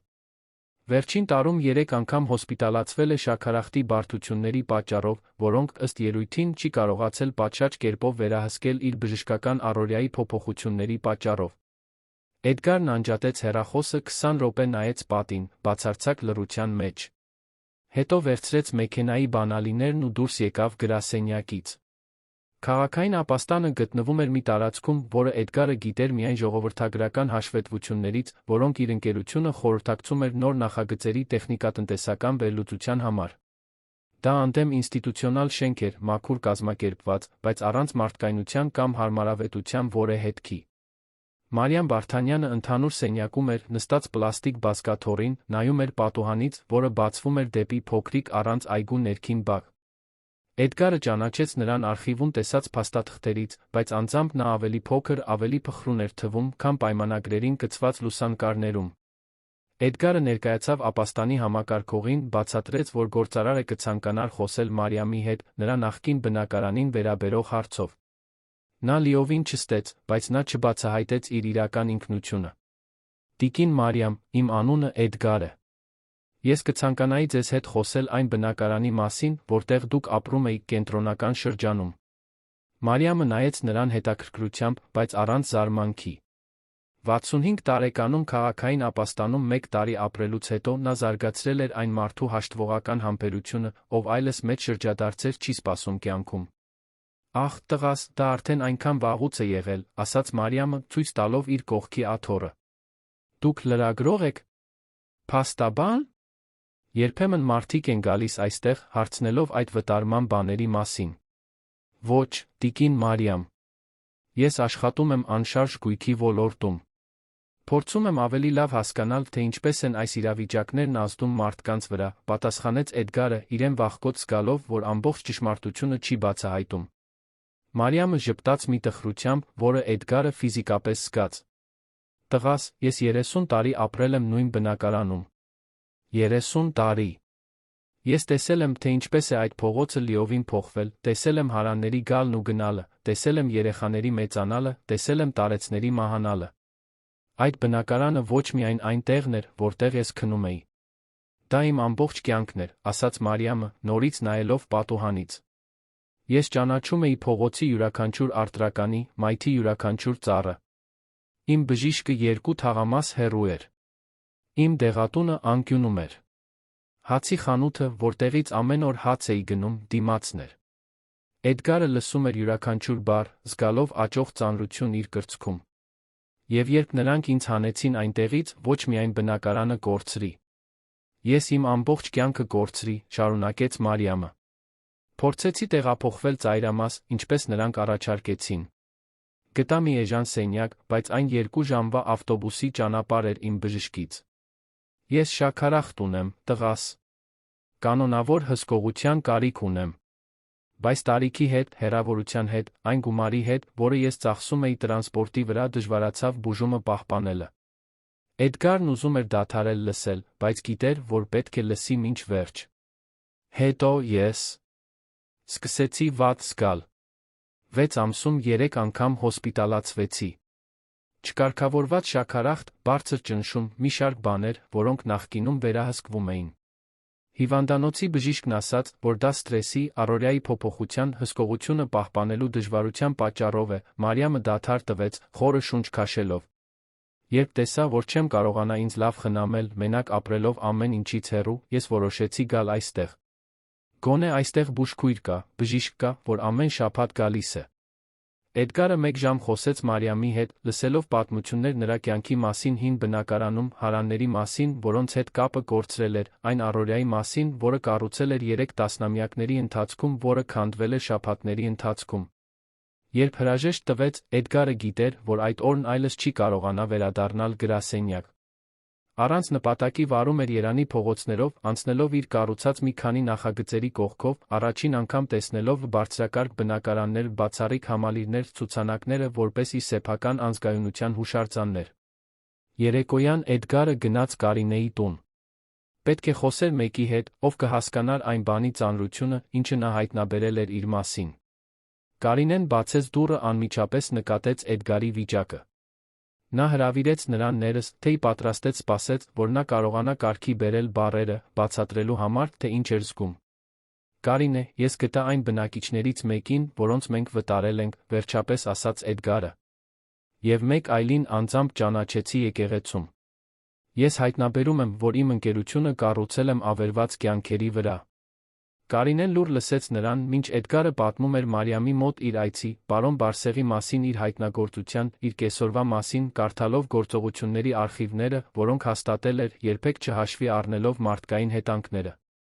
Պարոն Էդգար, դուք հայտնաբերում եք մի բան, որը ես միշտ գիտեի ձեր աշխատանքի մասին, ասաց Կարինեն հանգիստ։ Բայց դա ձեզ բացատրելը երբեք իմ գործը չի եղել։ Դուք պետք է ինքներդ տեսնեիք։ Էդգարը նայեց Կարինեին, առաջին անգամ տեսնելով ոչ միայն նվիրված աշխատակցին, այլ այն կնոջը, որը տարիներ շարունակ լուր հետել էր իր որոշումներին, գրելով այն բարոյական բեռը, որը նա հրաժարվել էր կրել։ Կարինե, ինչ անեմ հիմա այս հայտնագործության հետ, հարցրեց Էդգարը։ Ինչպես վարվեմ այն փաստի հետ, որ իմ հաջողությունը կառուցվել է անմեղ մարդկանց տառապանքի վրա։ Կարինեն մի պահ մտածեց, նախքան պատասխանելը։ Դուք սկսում եք ուղղել այն, ինչը կարելի է ուղղել, պարոն Էդգար։ Եվ փոխում եք այն, ինչը կարելի է փոխել, ասաց Կարինեն։ Հնարավոր չէ ժամանակը հետ տալ չեղարկել այն, ինչ արդեն արվել է։ Բայց հնարավոր է դադարել նույն բանն անել այսուհետ։ Էդգարը գիտեր, որ Կարինեն ճիշտ է, բայց խնդրի մեծությունը անհնարին էր թվում կառավարել։ Հաջորդ օրերին Էդգարը սկսեց ուսումնասիրել Մարիամի պարոն Բարսեղի նման բոլոր դեպքերը։ Հայտնաբերեց օրինաչափություններ, որոնք սարսափեցրին նրան։ Տասնամյակներ շարունակ իրենց բնակարաններում ապրած տարեցներ հեռացված, ընտանիքներ բաժանված, քանի որ չէին կարողացել գտնել համապատասխան բնակարան նույն տարածքում, փոքր առտրականներ, որոնք կորցրել էին սերունդներ շարունակ հաստատված առտրային կետերը։ Բայց այս ինտենսիվ հետաքննության ընթացքում Էդգարը անհանգստացնող բան նկատեց Կարինեի մասին։ Նա տեսանելիորեն նիհարում էր։ Նրա հագուստներն ավելի ու ավելի լայն էին դառնում, մաշկը գունատ էր, նա ավելի դանդաղ էր քայլում։ Էդգարը սկսեց ուշադրություն դարձնել մանրամասների, որոնք նախկինում անտեսել էր։ Կարինեն հաճախ կանգ էր առնում հանգստանալու, տունը մաքրելիս, սովորականից ավելի շատ ջուր էր խմում, երբեմն ստիպված էր լինում նստել այնպիսի գործեր կատարելիս, որոնք միշտ կանգնած էր արել։ Կարինե, դուք ձեզ լավ եք զգում, հարցրեց Էդգարը մի առավոտ, երբ նա կանգ առավ հանգստանալու խոհանոցը կարգի բերելիս։ Մի քիչ հոգնած եմ, պարոն Էդգար։ Բայց դա նորմալ է։ Տարիքն իրեն անում է, չէ, պատասխանեց Կարինեն, բայց Էդգարը նկատեց, որ նա խուսափում է ուղիղ իրեն նայելուց։ Վերջին անգամ երբ եք բժշկի գնացել, հարցրեց Էդգարը։ Կարինեն մի պահ լռեց։ Արդեն որոշ ժամանակ է, պարոն Էդգար։ Բայց լուրջ բան չկա։ Պարզապես հոգնածություն է։ Էդգարը գիտեր, որ Կարինեն թերագնահատում է իրավիճակը։ Հաջորդ օրերին նա ավելի ուշադիր հետեց նկատեց, որ նա չափազանց շատ ջուր է խմում, շատ հաճախ է գնում զուգարան անհանգստացնող կերպով քաշ է կորցնում։ Կարինե, ես ձեզ համար բժշկի այց կպայմանավորվեմ, ասաց Էդգարը մի ուրբաթ օր։ Սա խնդրանք չէ, պահանջ է։ Դուք հաջորդ շաբաթ բժշկի կգնաք։ Կարինեն փորձեց առարկել, բայց Էդգարը անդրդվելի էր։ Նա վերջերս սովորել էր, որ իր կյանքում կարևոր մարդկանց անտեսելը լուրջ հետանքներ ունի, որոնք նա պատրաստ չէր նորից ռիսկի ենթարկել։ Բժշկական այցը բացահայտեց այն, ինչից Էդգարը վախենում էր։ Կարինեն ուներ չկարգավորված երկու հրտ տիպի շաքարախտ, ծանր զարկերակային գերճնշում, լուրջ անեմիա երիկամային ախտահարման անհանգստացնող նշաններ։ Բժիշկը ուղիղ ասաց։ Կարինեին անհապաղ բժշկական հսկողություն կենսակերպի կտրուկ փոփոխություններ էին անհրաժեշտ։ Այն, ինչն ամենաշատը ցնցեց Էդգարին, այն էր, որ Կարինեն ամիսներ շարունակ գիտեր այս խնդիրներից մի քանիսի մասին, բայց ընտրել էր չդիմել համապատասխան բուժման։ Կարինե, ինչու է ինձ չեք ասել, որ հիվանդ եք, հարցրեց Էդգարը այցից հետո, մինչ դեղատանը սպասում էին նշանակված դեղերը գնելու։ Որովհետև ես չէի ուզում ձեր կյանքումս մեկ խնդիր լինել, պարոն Էդգար, պատասխանեց Կարինեն։ Դուք արդեն այնքան մտահոգություններ ունեք աշխատանքի, ընկերության մասին ձեր արած հայտնագործությունների հետ կապված։ Ես չէի ուզում ավելացնել բեռը։ Էդգարը զգաց, կարծես ստամոքսին հարված ստացավ։ Կարինեն բառացիորեն զոհաբերում էր իրեն չանհանգստացնելու համար, ճիշտ այնպես, ինչպես զոհաբերել էր իրեն խնամելու անօթան մարդկանց, առանց իրեն ներգրավելու։ Կարինե, դուք պատշաճ կերպով կբուժվեք, կընդունեք բոլոր դեղերը, կանցնեք բոլոր հետազոտությունները, որոնք բժիշկը նշանակել է։ Եվ կդադարեք ձեր անձնական գումարն օգտագործել եկեղեցու համար ուտելիք գնելու համար։ Այսուհետ դա իմ պատասխանատվությունն է, հաստատակամ ասաց Էդգարը։ Կարինեն փորձեց առարկել, բայց Էդգարը քննարկման տեղ չթողեց։ Եվս մեկ բան, Կարինե։ Այսուհետ դուք այլս իմ աշխատակիցը չեք։ Դուք իմ գործընկերն եք։ Մենք կվերածենք այն ամենը, ինչ հայտնաբերել ենք, մի բանի, որն իրական փոփոխություն կմտցնի այդ մարդկանց կյանքում։ Կարինեն նայեց նրան անկեղծ զարմանքով։ Պարոն Էդգար, դուք վստահ եք, թե ինչ եք ասում։ Վստահ եմ, Կարինե, պատասխանեց Էդգարը։ Դուք մարդկանց խնամելու ավելի շատ գործնական փորձ ունեք, քան ցանկացած խորհրդատու, որին ես երբև արձել եմ։ Եվ ավելի շատ բարոյական ամրություն ունեք, քան ցանկացած բիզնես գործընկեր, որին ես երբև ունեցել եմ։ Եթե ես պատրաստվում եմ վերակառուցել այս ընկերությունը ճիշտ ձով, ես ձեր կարիքն ունեմ որպես գործընկեր, ոչ թե որպես աշխատակից։ Հաջորդ շաբաթների ընթացքում, մինչ Կարինեն հարմարվում էր բժշկական բուժմանը, Էդգարը սկսեց մշակել մանուկյան գործընկերների արմատական վերակառուցման պլան։ Բայց գիտեր, որ ոչ մի պլան վավեր չի լինի, եթե չներառի այն մարդկանց ուղղակի մասնակցությունը, որոնք տուժել էին իր նախկին որոշումներից։ Այդ պատճառով Էդգարը կայացրեց իր գործարար կարիերայի ամենադժվար որոշումը՝ փնտրել պարոն Բարսեղին նրան առաջարկել մի բան, որը երբեք չէր դիտարկել նախկինում։ Իր տառապանքի փորձը իրական փոփոխության գործիքի վերածելու հնարավորություն։ Էդգարը գտավ Բարսեղին եկեղեցում մի անձրոտ երեքշաբթի, օգնելով Կարինեին դասավորել հագուստի նվիրատվությունները։ 70-ամյա տղամարդը կենտրոնացած տեսակավորում էր հագուստը ըստ չափսերի, աշխատելով այն մարդու մանրակրկտությամբ, ով արժանապատվություն է գտնում ցանկացած լավ կատարված գործում։ Պարոն Բարսեղ, կարող եմ ձեզ հետ առանձին խոսել, հարցրեց Էդգարը, զգալով այն խոսակցության ծանրությունը, որը պատրաստվում էր ունենալ։ Բարսեղը հետեց նրան եկեղեցու ավելի առանձնացված անկյուն, ակնհայտորեն հետաքրքրված, թե ինչ ուներ Էդգարն ասելու։ Պարոն Բարսեղ, ես պետք է ձեզ խոստովանություն անեմ, սկսեց Էդգարը, խորը շունչ քաշելով։ Ես այն գործարարն եմ, որը ստորագրել է ձեր բնակարանի վտարման հրամանը։ Ես Էդգար Մանուկյանն եմ, Մանուկյան գործընկերներ-ից։ Բարսեղը երկար լռեց, ուսումնասիրելով Էդգարի դեմքը։ Ոչ զայրույթ, ոչ զարմանք չցուցաբերեց։ Միայն մի խորը տխրություն, որը Էդգարը ճանաչեց որպես նույն զգացումը, որը կրում էր շաբաթներ շարունակ։ Իսկ հիմա պարզապես հարցրեց Բարսեղը։ Հիմա ես ուզում եմ ձեզ առաջարկել ինձ օգնելու հնարավորություն, ուղղելու այն, ինչ ես կոտրել եմ, ասաց Էդգարը։ Ուզում եմ, որ դուք դառնաք իմ ընկերության խորհրդատուն։ Ուզում եմ, որ ինձ օգնեք հասկանալ, թե ինչպես վերակառուցել նախագծեր, որոնք իսկապես ծառայում են մարդկանց, նրանց դուրս մղելու փոխարեն։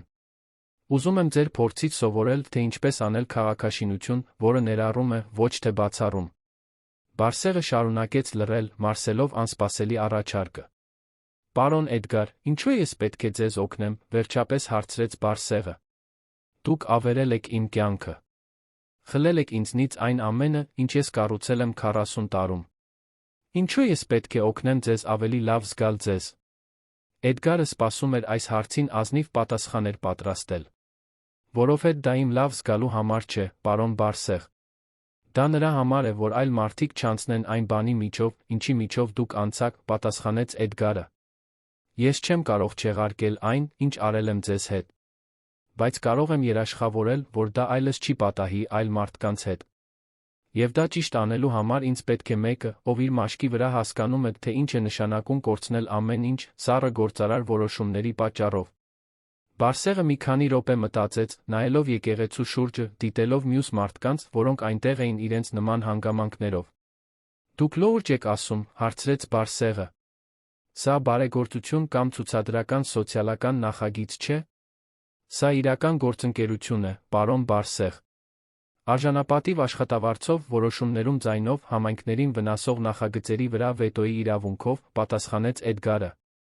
Դուք կլինեք իմ համայնքային ազդեցության խորհրդատուն։ Ընկերության բոլոր ապագա գործողությունները պետք է նախ անցնեն ձեր գնահատականով։ Բարսեղը ձեռքը մեկնեց Էդգարին, մի ձեռքսեղմում, որը կնքեց ոչ միայն մասնագիտական համաձայնագիր, այլ մի վերափոխման սկիզբ, որը լիովին կփոխեր այն, թե ինչպես էր մանուկյան գործընկերները գործում Երանում։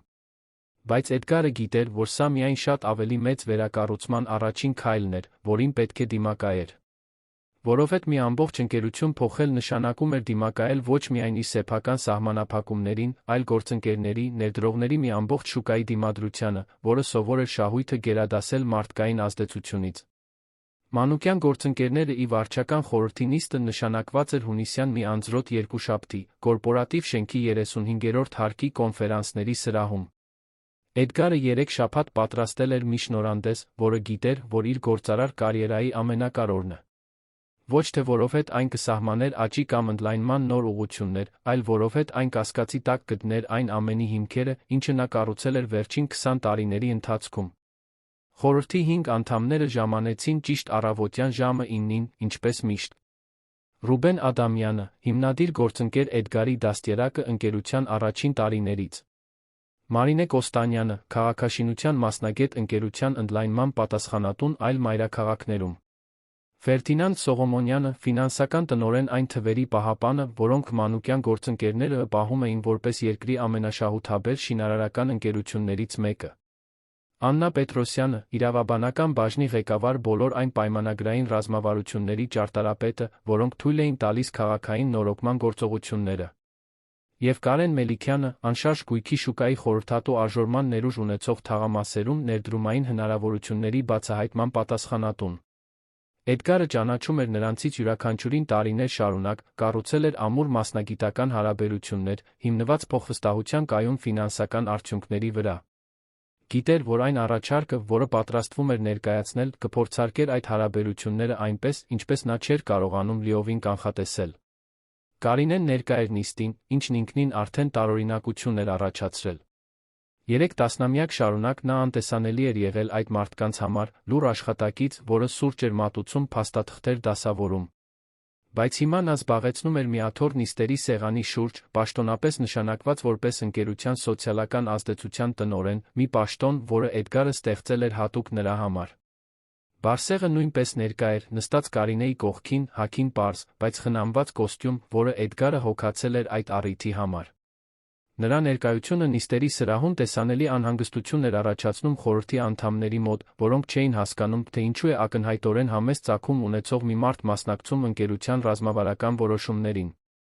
Էդգարը սկսեց շնորհանդեսը, պրոյեկտելով Երանի օդային պատկերը, մանուկյան գործընկերները ի կողմից վերջին 10 տարիների ընթացքում կառուցված բոլոր նախագծերի նշումներով։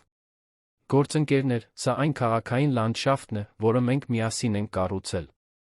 23 բնակելի համալիր, 15 արտրային շենք, 8 արտրի կենտրոն, 3 բարձրակարգ համատիրություն, ասաց Էդգարը, լազերային ցուցիչով ընդգծելով յուրաքանչյուր նախագիծ։ Ընդհանուր շրջանառությունը՝ 850 միլիոն դրամ։ Կուտակված զուտ շահույթը 230 միլիոն։ Գործարար հաջողության ավանդական չափանիշով մենք բացառիկ ենք եղել։ Ռուբեն Ադամյանը գոհունակությամբ գլխով արեց։ Էդգարը նկարագրում էր հենց այն կայուն աճի տեսակը, որը նրանք պլանավորել էին ընկերության առաջին տարիներից։ Բայց այսօր ես ուզում եմ ձեզ ներկայացնել հաջողության այլ չափանիշ, շարունակեց Էդգարը, սլայդը փոխելով ցույց տալու համար անուններով, տարիքներով ամփոփ պատմություններով մի աղյուսակ։ 740 ընտանիք հեռացված իրենց տներից։ 1200 բնակելի պայմանագիր լուծարված։ 3800 մարդ տեղահանված իրենց ծննդավայր թաղամասերից։ 46 փոքր արտրային կետ փակված, վարձի բարձրացման պատճառով։ 17 տարեց հաստատությունների տեղավորված, բնակարանը կորցնելուց հետո։ Նիստերի սրահում լարված լռություն էր։ Ֆերդինանդ Սողոմոնյանն առաջինը խոսեց. Էդգար, դու ներկայացնում ես քաղաքային վերաբնակեցման մասին տեղեկություններ, կարծես դրանք գործարար խնդիրներ լինեն։ Բայց դա անշարժ գույքի զարգացման բնական հետանք է։ Մեր պատասխանատվությունը չէ յուրաքանչյուր արտրային գործողության սոցիալական ազդեցությունը կառավարելը, ասաց Ֆերդինանդը ակնհայտորեն անհանգստացած շնորհանդեսի ուղղությունից։ Հենց դա է, ինչ ես ուզում եմ հարցականի տակ դնել, Ֆերդինանդ, պատասխանեց Էդգարը, անցնելով մի սլայդի, որը ցույց էր տալիս ընկերության գործողություններից տուժած որոշ բնակիչների լուսանկարները։ Ես ուզում եմ առաջարկել, որ մեր գործարար պատասխանատվությունը ներառի մեր որոշումների ուղղակի սոցիալական ազդեցությունը։ Եվ ուզում եմ լիովին վերակառուցել մեր գործելավոճը, որպեսզի քաղաքաշինությունը լինի ներառման, ոչ թե բացառման հոմանիշ։ Աննա Պետրոսյանը բացասական գլխով արեց. Էդգար, դա իրագործելի չէ ոչ իրավական, ոչ ֆինանսական տեսանկյունից։ Մեր ընկերությունն ունի հավատարմագրային պարտականություններ ներդրողների, բանկերի, կենսաթոշակային ֆոնդերի նկատմամբ, որոնք գումար են ներդրել մեր նախագծերում։ Մենք չենք կարող պարզապես որոշել, որ սոցիալական ազդեցությունը գերադասելու ենք ֆինանսական եկամտաբերությունից, վիճեց Աննան, թերթելով իր սեփական փաստաթղթերը։ Կան շուկայական օրենքներ, բանկային կանոնակարգեր, պայմանագրային ակնկալիքներ, որոնք թույլ չեն տալիս այսպիսի արմատական փոփոխություն։ Էդգարը սպասում էր այս դիմադրությանը։ Շաբաթներ շարունակ ուսումնասիրել էր իր առաջարկի իրավական ֆինանսական իրագործելիությունը, անկախ իրավաբանների խորհրդատուների հետ։ Աննա, ես չեմ առաջարկում հրաժարվել ֆինանսական իրագործելիությունից։ Ես առաջարկում եմ մի մոդել, որը կայուն շահույթ կստեղծի դրական սոցիալական ազդեցության միջոցով, բացատրեց Էդգարը, պրոյեկտելով մանրամասն ֆինանսական տվյալներով մի սլայդ։ Ես վարձել եմ անկախ խորհրդատվական ընկերություն, այս մոդելի իրագործելիությունը վերլուծելու համար։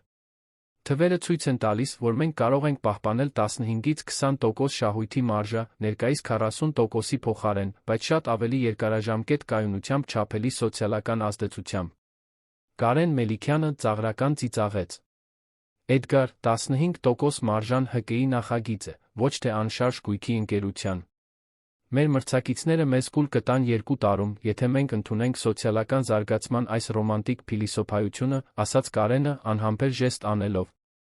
Դու առաջարկում ես, որ մենք հրաժարվենք այն ամենից, ինչը մեզ այստեղ է բերել, որպեսզի սկսենք մի գործարար ուտոպիա, որը նախադեպը չունի հայկական շուկայում։ Էդգարը գիտեր, որ սա շնորհանդեսի ամենադժվար պահը կլինի։ Խորը շունչ քաշեց անցավ մի սլայդի, որը ցույց էր տալիս միջազգային ընկերությունների դեպքերի ուսումնասիրություններ, որոնք հաջողությամբ իրականացրել էին նմանատիպ մոդելներ։ Կարեն, դա ուտոպիա չէ։ Դա էվոլյուցիա է, ասաց Էդգարը, պրոյեկտելով Գերմանիայի, Կանադայի, Հոլանդիայի ընկերությունների տվյալները, որոնք գործում էին ներառական զարգացման մոդելներով։ Այս ընկերությունները ավելի քան 1 տասնամյակ կայուն շահույթ են ստեղծում, կայուն հարաբերություններ ունեն համայնքների հետ, նախապատվային մուտք ունեն սոցիալական նախագծերի համար պետական ֆինանսավորմանը, ստեղծում են հավատարիմ սպառողական շուկաներ, որոնք երաշխավորում են իրենց արտադրանքի մշտական պահանջարկը։ Հենց այդ պահին Կարինեն առաջին անգամ խոսեց նիստում։ Կարող եմ մի բան ասել, հարցրեց Կարինեն, նայելով Էդգարին, որը խրախուսական գլխով արեց։ Պարոն Ադամյան, պարոն Սողոմոնյան, տիկին Պետրոսյան, պարոն Մելիքյան, տիկին Կոստանյան, ասաց Կարինեն, հատուկ ողջունելով խորհրդի յուրաքանչյուր անդամին անհատապես։ Ես աշխատել եմ այս ընկերությունում 34 տարի։ Ես տեսել եմ, թե ինչպես եք դուք մասնագիտորեն աճել, տեսել եմ ձեր երեխաների ավարտելը, տեսել եմ, թե ինչպես է այս ընկերությունը հսկա դարձել անշարժ գույքի շուկայում։ Բոլորը լուռ լսում էին, զարմացած, որ Կարինեն հրապարակավ խոսում է գործադիր նիստում։ Այս բոլոր տարիների ընթացքում ես հետել եմ յուրաքանչյուր գործողության, յուրաքանչյուր որոշման, յուրաքանչյուր նախագծի։ Եվ նա հետել եմ, թե ինչ էր պատահում այս որոշումներից տուժած մարդկանց հետ, շարունակեց Կարինեն հանգիստ, բայց հաստատակամ ձայնով։ Դուք երբեք չեք տեսել այդ մարդկանց, որովհետև երբեք կարիք չեք ունեցել տեսնելու նրանց։ Բայց նրանք միշտ գոյություն են ունեցել։ Եվ հիմա պարոն Էդգարն առաջարկում է, որ դուք տեսնեք։ Ռուբեն Ադամյանը առաջ թեքվեց, հետաքրքրված Կարինեի տեսակետով։ Կարինե, ես հարգում եմ ձեր փորձը, ձեր նվիրումը ընկերությանը։ Բայց դուք հասկանում եք, որ մենք ունենք ֆինանսական պարտականություններ, որոնք չեն կարող անտեսվել սենտիմենտալ նկատառումներով, հարցրեց Ռուբենը, փորձելով հարգալից հնչել, բայց պահպանելով գործարար հաստատակամությունը։ Պարոն Ռուբեն, դա սենտիմենտալ նկատառում չէ։ Դա ռազմավարական նկատառում է, պատասխանեց Կարինեն, զարմացնելով բոլորին իր պատասխանի ճշգրտությամբ։ Դուք միլիոնավոր դրամներ եք ծախսում փաստաբանների վրա, տեղահանված համայնքների հետ կոնֆլիկտները լուծելու համար։ Կարողություններ եք ծախսում անվտանգության վրա, թշնամական թաղամասերում շինհրապարակները պաշտպանելու համար։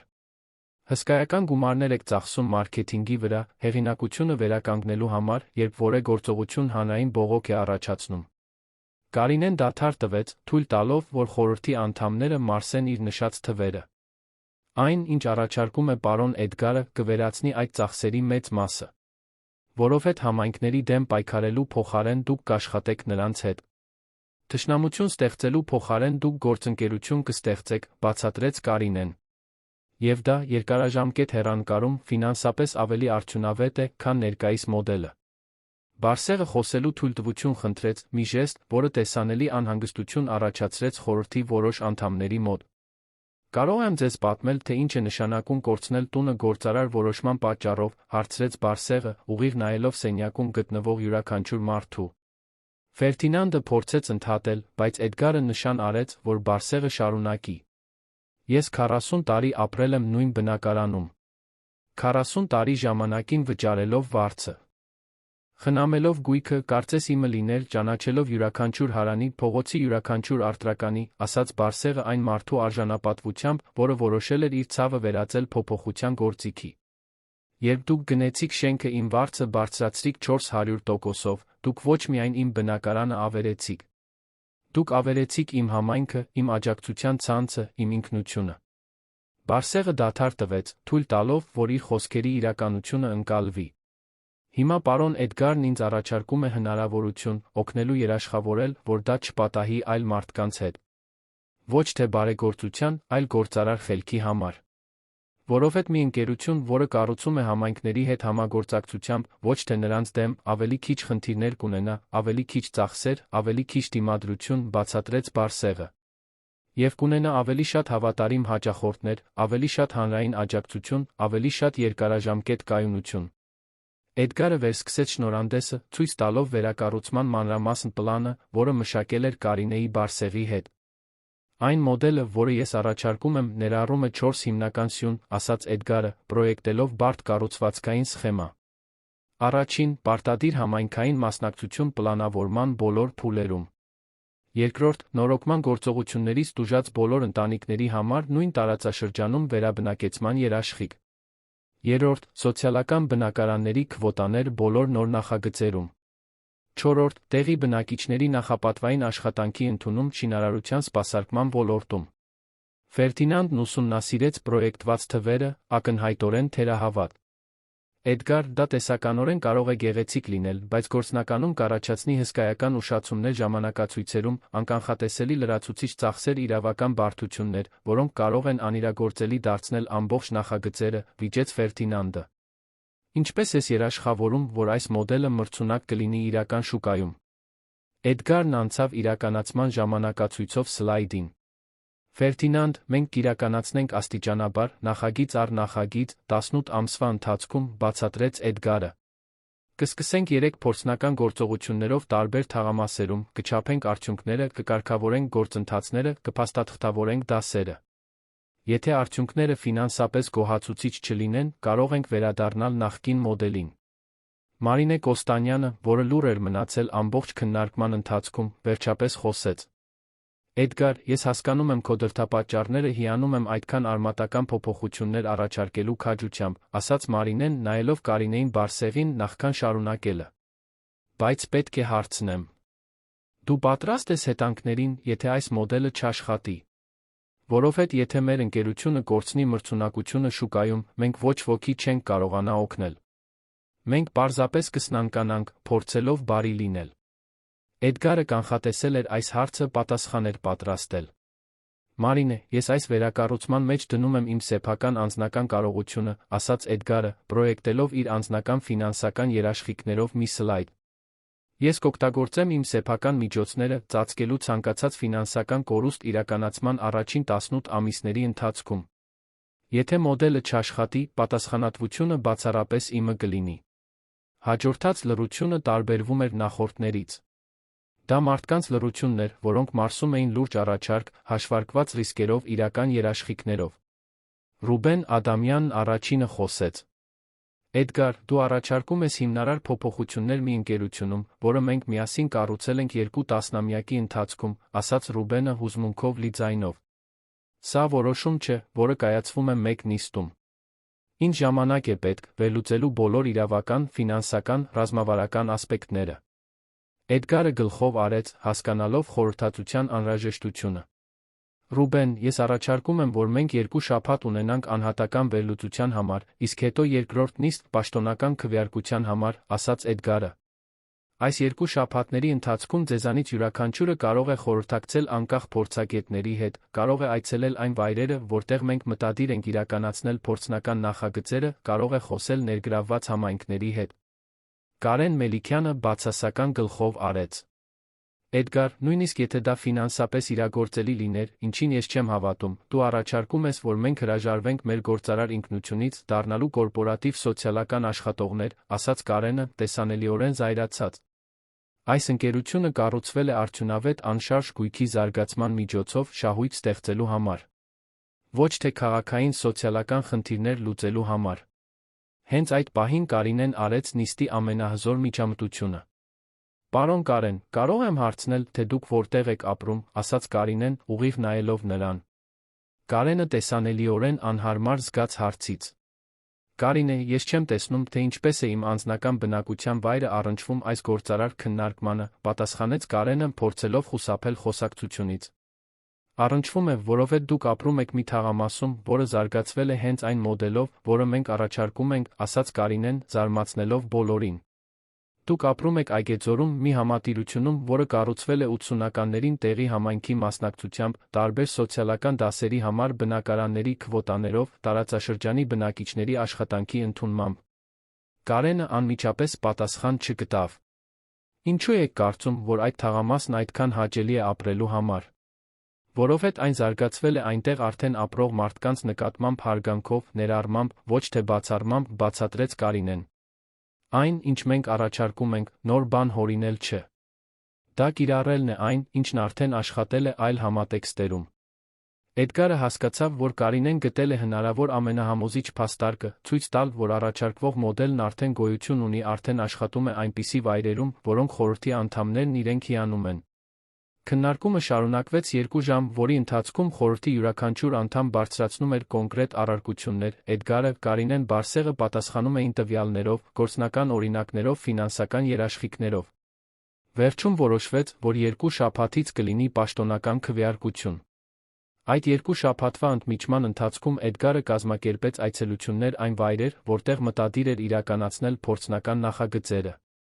Նա խորհրդի յուրաքանչյուր անդամին տարավ անձամբ ծանոթանալու ներգրավված համայնքների հետ, հասկանալու յուրաքանչյուր տարածաշրջանի կոնկրետ մարտահրավերները, ուղղակիորեն լսելու բնակիչներից, թե որոնք են իրենց կարիքներն ու ակնկալիքները։ Ռուբեն Ադամյանը տեսանելիորեն տպավորվեց, երբ այցելեց Արաբկիր, խոսեց նախկին բնակիչների հետ, որոնք տեղահանվել էին ընկերության նախորդ գործողություններով։ Մարինե Կոստանյանը զարմացավ այն համայնքային կազմակերպվածության մակարդակից, որը գտավ Արելյան թաղամասում, որտեղ բնակիչները մշակել էին ներառական բնակարանաշինության մանրամասն առաջարկներ։ Բայց Ֆերդինանդ Սողոմոնյանն էր, որ ունեցավ ամենադրամատիկ տեսակետի փոփոխությունը։ Քաղաքի կենտրոն այցելության ժամանակ նա ծանոթացավ Մարիամի հետ քաղաքային ապաստանում, անձամբ լսեց նրա պատմությունը։ Երբ այդ օրը վերադարձավ գրասենյակ, Ֆերդինանդը զանգահարեց Էդգարին։ Էդգար, մենք պետք է խոսենք այն սոցիալական ծախսերի մասին, որոնք մենք երբեք չենք հաշվարկել մեր աղյուսակներում, ասաց Ֆերդինանդը խորհրդածությամբ լի ձայնով։ Ես երբեք չէի մտածել մեր գործարար որոշումներով առաջացած հանրային ծախսերի մասին։ Հանրային առողջապահություն, սոցիալական աջակցություն, քաղաքային անվտանգություն։ Անուղղակիորեն մենք հսկայական ծախսեր ենք ստեղծում հասարակության համար։ Քվեարկությունը տեղի ունեցավ մի անձրոտ ուրբաթ, ճիշտ 2 շաբաթ անց նախնական շնորհանդեսից։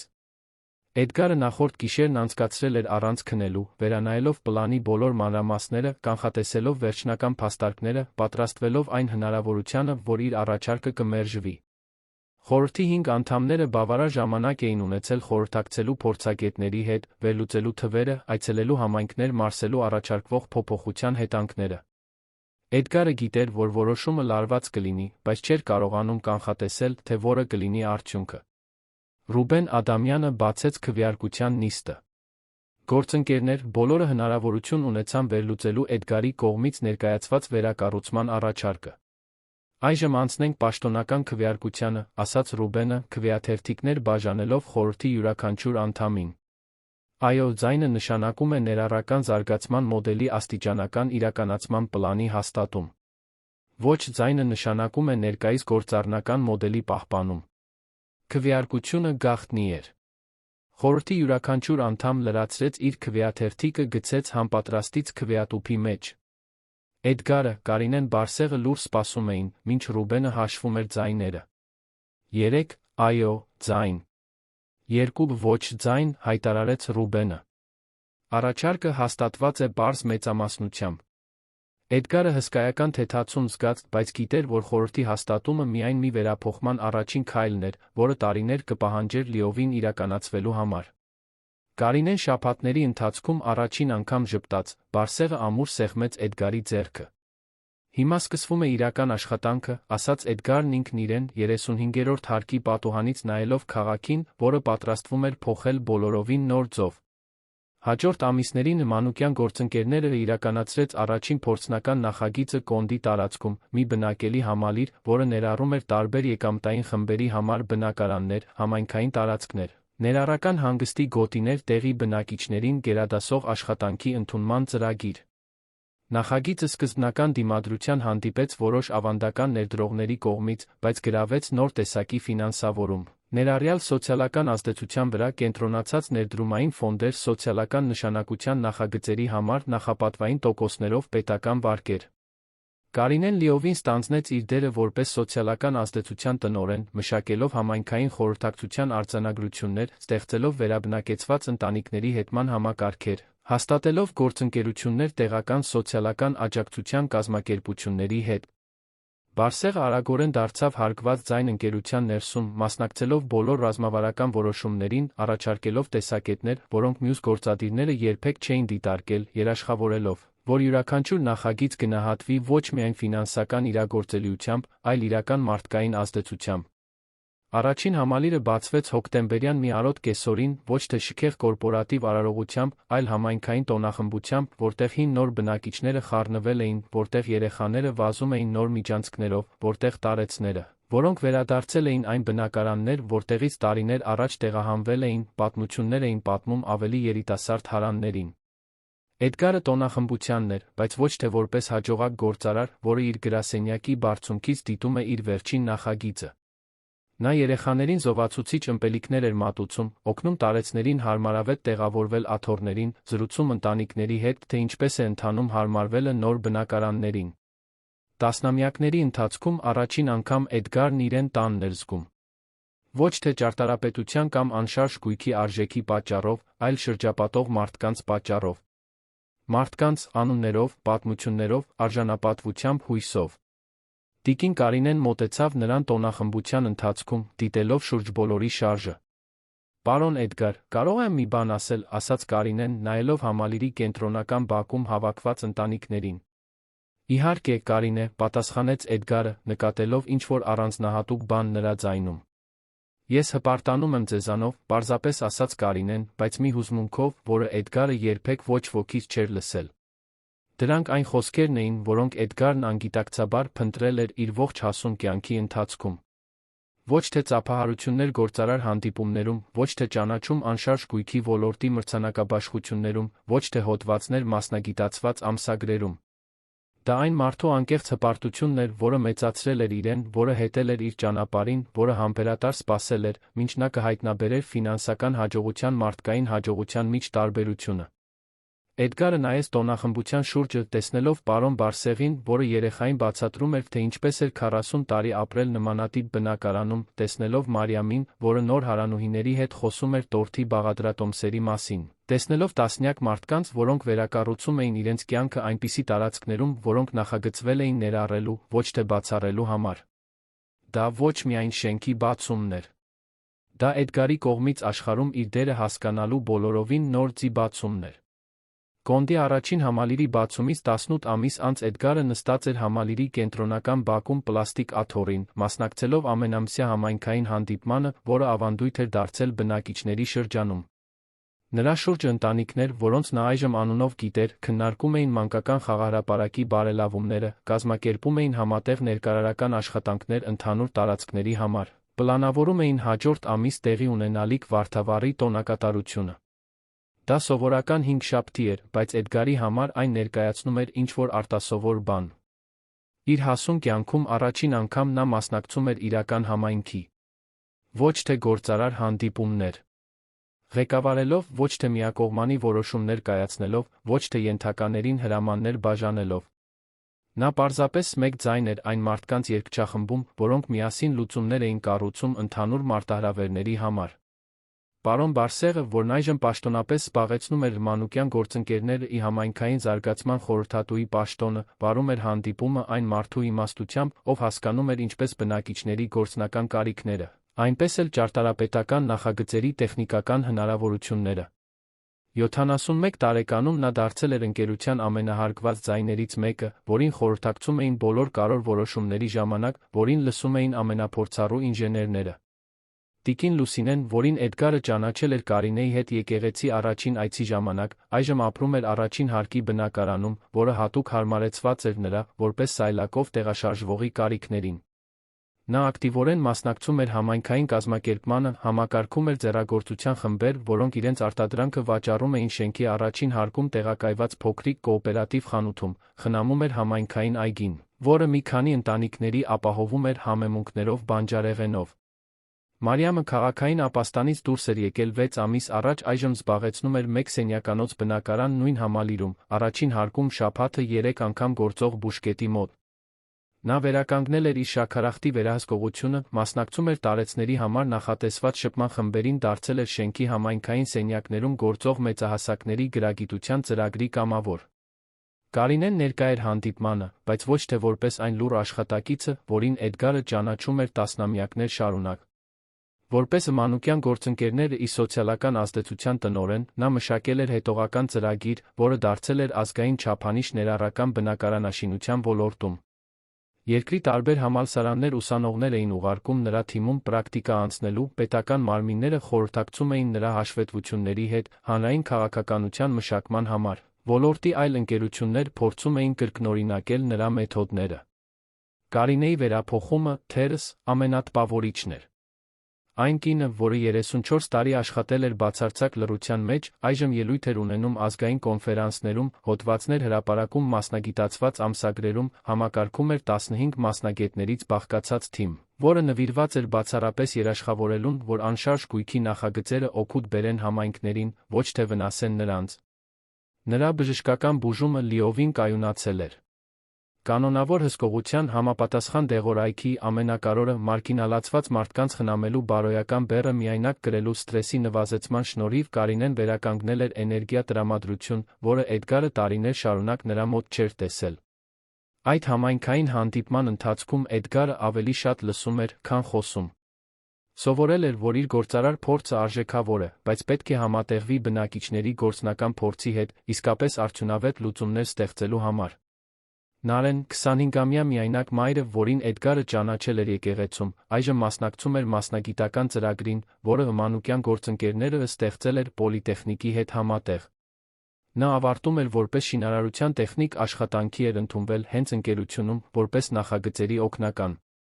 Նրա 4-ամյա որդին հաճախում էր Համալիրում գործող համայնքային մանկապարտեզը, մի նախաձեռնություն, որը թույլ էր տալիս աշխատող մայրերին ունենալ վայր, որտեղ կարող էին թողնել իրենց երեխաներին, առանց իրենց աշխատավարձերին անհամատեղելի գումարներ վճարելու։ Այդ գիշերվա քննարկումը պտտվում էր առաջին հարկում դատարկ մնացած արտրային տարածքում փոքրիկ համայնքային հացի խանութ տեղադրելու առաջարկի շուրջ։ Պարոն Անդրանիկը, 68-ամյա նախկին հավաքարարը, որին Էդգարը ճանաչել էր եկեղեցի առաջին այցի ժամանակ, առաջարկել էր համակարգել նախագիծը։ Նա հաց թխելու փորձ ուներ, երիտասարդության տարիներին աշխատել էր հացի խանութում, ոգորված էր համայնքին գործնական օգտակար ձով նպաստելու հնարավորությամբ։ Էդգարը լսեց առաջարկություններ, մտահոգություններ, ստեղծագործական լուծումներ, որոնք առաջանում էին այդ մարդկանց սեփական կարիքների մասին հավաքական գիտելիքից։ Երբ իր խոսելու հերթը հասավ, նա առաջարկեց տեխնիկական ֆինանսական աջակցություն հացի խանութը իրագործելի դարձնելու համար, բայց հստակեցրեց, որ գործունեության, արտադրանքի, գների կառավարման վերաբերյալ որոշումները կկայացնեն բնակիչներն իրենք։ Հանդիպման ավարտից հետո Էդգարը քայլեց Համալիրի ընդհանուր տարածքներով, դիտելով մանրամասներ, որոնք սովորել էր գնահատել վերջին ամիսներին։ Երեխաներ, որոնք առանց վախի խաղում էին միջանցքներում, տարեցներ, որոնք զրուցում էին բակում սփռված նստարաններին, դեռահասներ, որոնք միասին սովորում էին ծածկված տարածքում, որը գործում էր որպես համայնքային գրադարան, ամբողջ ընտանիքներ, որոնք մասնակցում էին գործունեության, որը իրական կապեր էր ստեղծում հարանների միջ։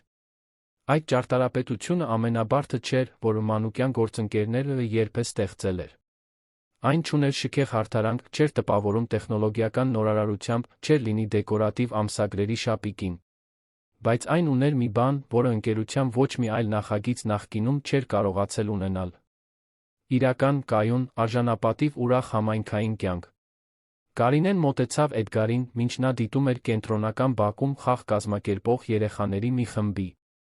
Պարոն Էդգար, մի րոպե ունեք խոսելու, հարցրեց Կարինեն, ցույց տալով համայնքային այգու մոտ գտնվող ավելի առանձնացված նստարանը։ Վերջին ամիսներին Կարինեն դադարել էր նրան ոչ պաշտոնական իրավիճակներում պարոն Էդգար անվանելուց, մի նուրբ փոփոխություն, որն արտացոլում էր նրանց միջ հարաբերությունների վերափոխումը։ Բայց դեռ օգտագործում էր պաշտոնական դիմելածը, երբ ուզում էր անդրադառնալ աշխատանքին վերաբերող լուրջ հարցերի։ Կարինե, միշտ, պատասխանեց Էդգարը, նստելով նրա կողքին այն նստարանին, որը տեղադրել էին բնակիչներն իրենք, օգտագործելով շինարարական նյութեր, որոնք ընկերությունը տրամադրել էր։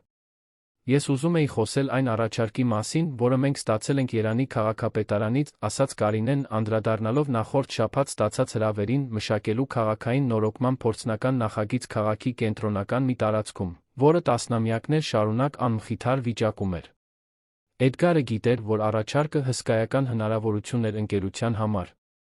Դա մեծ տեսանելիություն ունեցող նախագիծ էր, զգալի սոցիալական ազդեցության ներուժով, բայց նա բարդ տեխնիկական քաղաքական մարտահրավերներով, որոնք կփորձարկեին այն ամենը, ինչ նրանք սովորել էին վերջին 2 տարիների ընթացքում։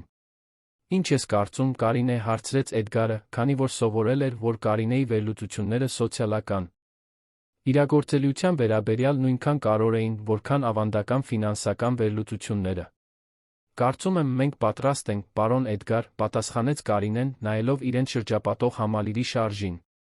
Մենք ունենք հաստատված արձանագրություններ, փորձառու թիմ, ամուր գործընկերություններ համայնքային կազմակերպությունների հետ, ամենակարևորը, մենք ունենք վստահելիություն։ Մարդիկ վստահում են մեզ, որովհետև տեսել են, որ մենք կատարում ենք այն, ինչ խոստացել ենք։ Էդգարը գլխով արեց, զգալով մի վստահություն, որը գալիս էր ոչ միայն դրական ֆինանսական ցուցանիշներից, այլ չափելի մարդկային արդյունքներից, որոնք նրանք հասել էին նախորդ նախագծերում։ Վերջին 2 տարիների ընթացքում մանուկյան գործընկերներ իրականացրել էր 5 նախագիծ, հետելով ներառական զարգացման մոդելին։ Յուրաքանչյուրը հանդիպել էր կոնկրետ մարտահրավերների, յուրաքանչյուրը պահանջել էր արձանագրությունների հարմարեցումներ, յուրաքանչյուրը սովորեցրել էր դասեր, որոնք կատարելագործել էին հաջորդ նախագծերը։ Բայց բոլորը կատարել էին 2 հիմնարար նպատակ. ֆինանսական իրագործելիություն, դրական սոցիալական ազդեցություն։ Ընկերությունը պահպանել էր 18% շրջանակներում եկամտաբերություն, մի փոքր ցածր ոլորտի ավանդական նպատակից, բայց շատ ավելի կայունությամբ կանխատեսելիությամբ։ Նախագծերը գրավել էին պետական ֆինանսավորումներ նախապատվային տոկոսներով, գործընկերություններ սոցիալական ազդեցության վրա կենտրոնացած ներդրումային ֆոնդերի հետ, ամենակարևորը՝ մշտական պահանջարկ այն ընտանիքներից, որոնք ցանկանում էին ապրել համայնքային կյանքի որակը գերադասող նախագծերում։ Ավելի կարևորը, ընկերությունը զարգացրել էր մի հեղինակություն, որը դռներ էր բացում դիմադրություն ստեղծելու փոխարեն։ Համայնքները դիմում էին մանուկյան գործընկերներին նախագծեր առաջարկելու, սոցիալական շարժումները խորհուրդ էին տալիս ընկերությանը պետական մարմիններին, համալսարաններն օգտագործում էին նրանց մեթոդները որպես կայուն քաղաքաշինության լավագույն փորձի օրինակ։ Էդգար, կարող եմ քեզ մի բան պատմել, որը երբեք չեմ պատմել, հարցրեց Կարինեն մի արտահայտությամբ, որը խառնում էր կարոտախտ գոհունակություն։ Իհարկե, Կարինե։ Այս բոլոր տարիների ընթացքում, երբ ես աշխատում էի քո տանը, ես միշտ երազում էի, որ մի օր դու կհայտնաբերես, որ կան հաջողակ լինելու ձեր, որոնք չեն վնասում այլ մարդկանց, ասաց Կարինեն, դիտելով բակում շարունակվող երեխաների խաղը։ Ես երբեք հույսս չեմ կորցրել, որ դու կհասկանաս, որ մարդկանց խնամելը կարող է շահավետ լինել, որ բարություն անելը կարող է խելացի լինել։ Էդգարն անկեղծ հուզմունք զգաց այդ խոսքերից։ Կարինեն տասնամյակներ շարունակ հույս էր կրել իր նկատմամբ, նույնիսկ երբ ինքը չէր հավատում փոփոխության հնարավորությանը։ Ինչու երբեք չհանձնվեցիր ինձնից, Կարինե, հարցրեց Էդգարը։ Որովհետև ես եմ քեզ մեծացրել, պարոն Էդգար, պարզապես պատասխանեց Կարինեն։ Ես տեսել եմ քո մեծանալը, տեսել եմ, թե ինչպես դարձար հաջողակ գործարար, բայց նա տեսել եմ, որ խորքում դու միշտ լավ մարդ ես եղել։ Պարզապես պետք է հայտնաբերեիր, թե ինչպես լինել լավ հաջողակ մի նույն ժամանակ։ Այդ գիշեր Էդգարը վերադարձավ իր բնակարան կենտրոնում, բայց տարիների ընթացքում առաջին անգամ իրեն մեկուսացված չզգաց իր շքեղ պենթհաուսում։ Այն հարաբերությունները, որոնք նա կառուցել էր վերջին 2 տարիների ընթացքում, ստեղծել էին մարդկային կապերի ցանց, որն ուղեկցում էր նրան, նույնիսկ երբ նա ֆիզիկապես մենակ էր։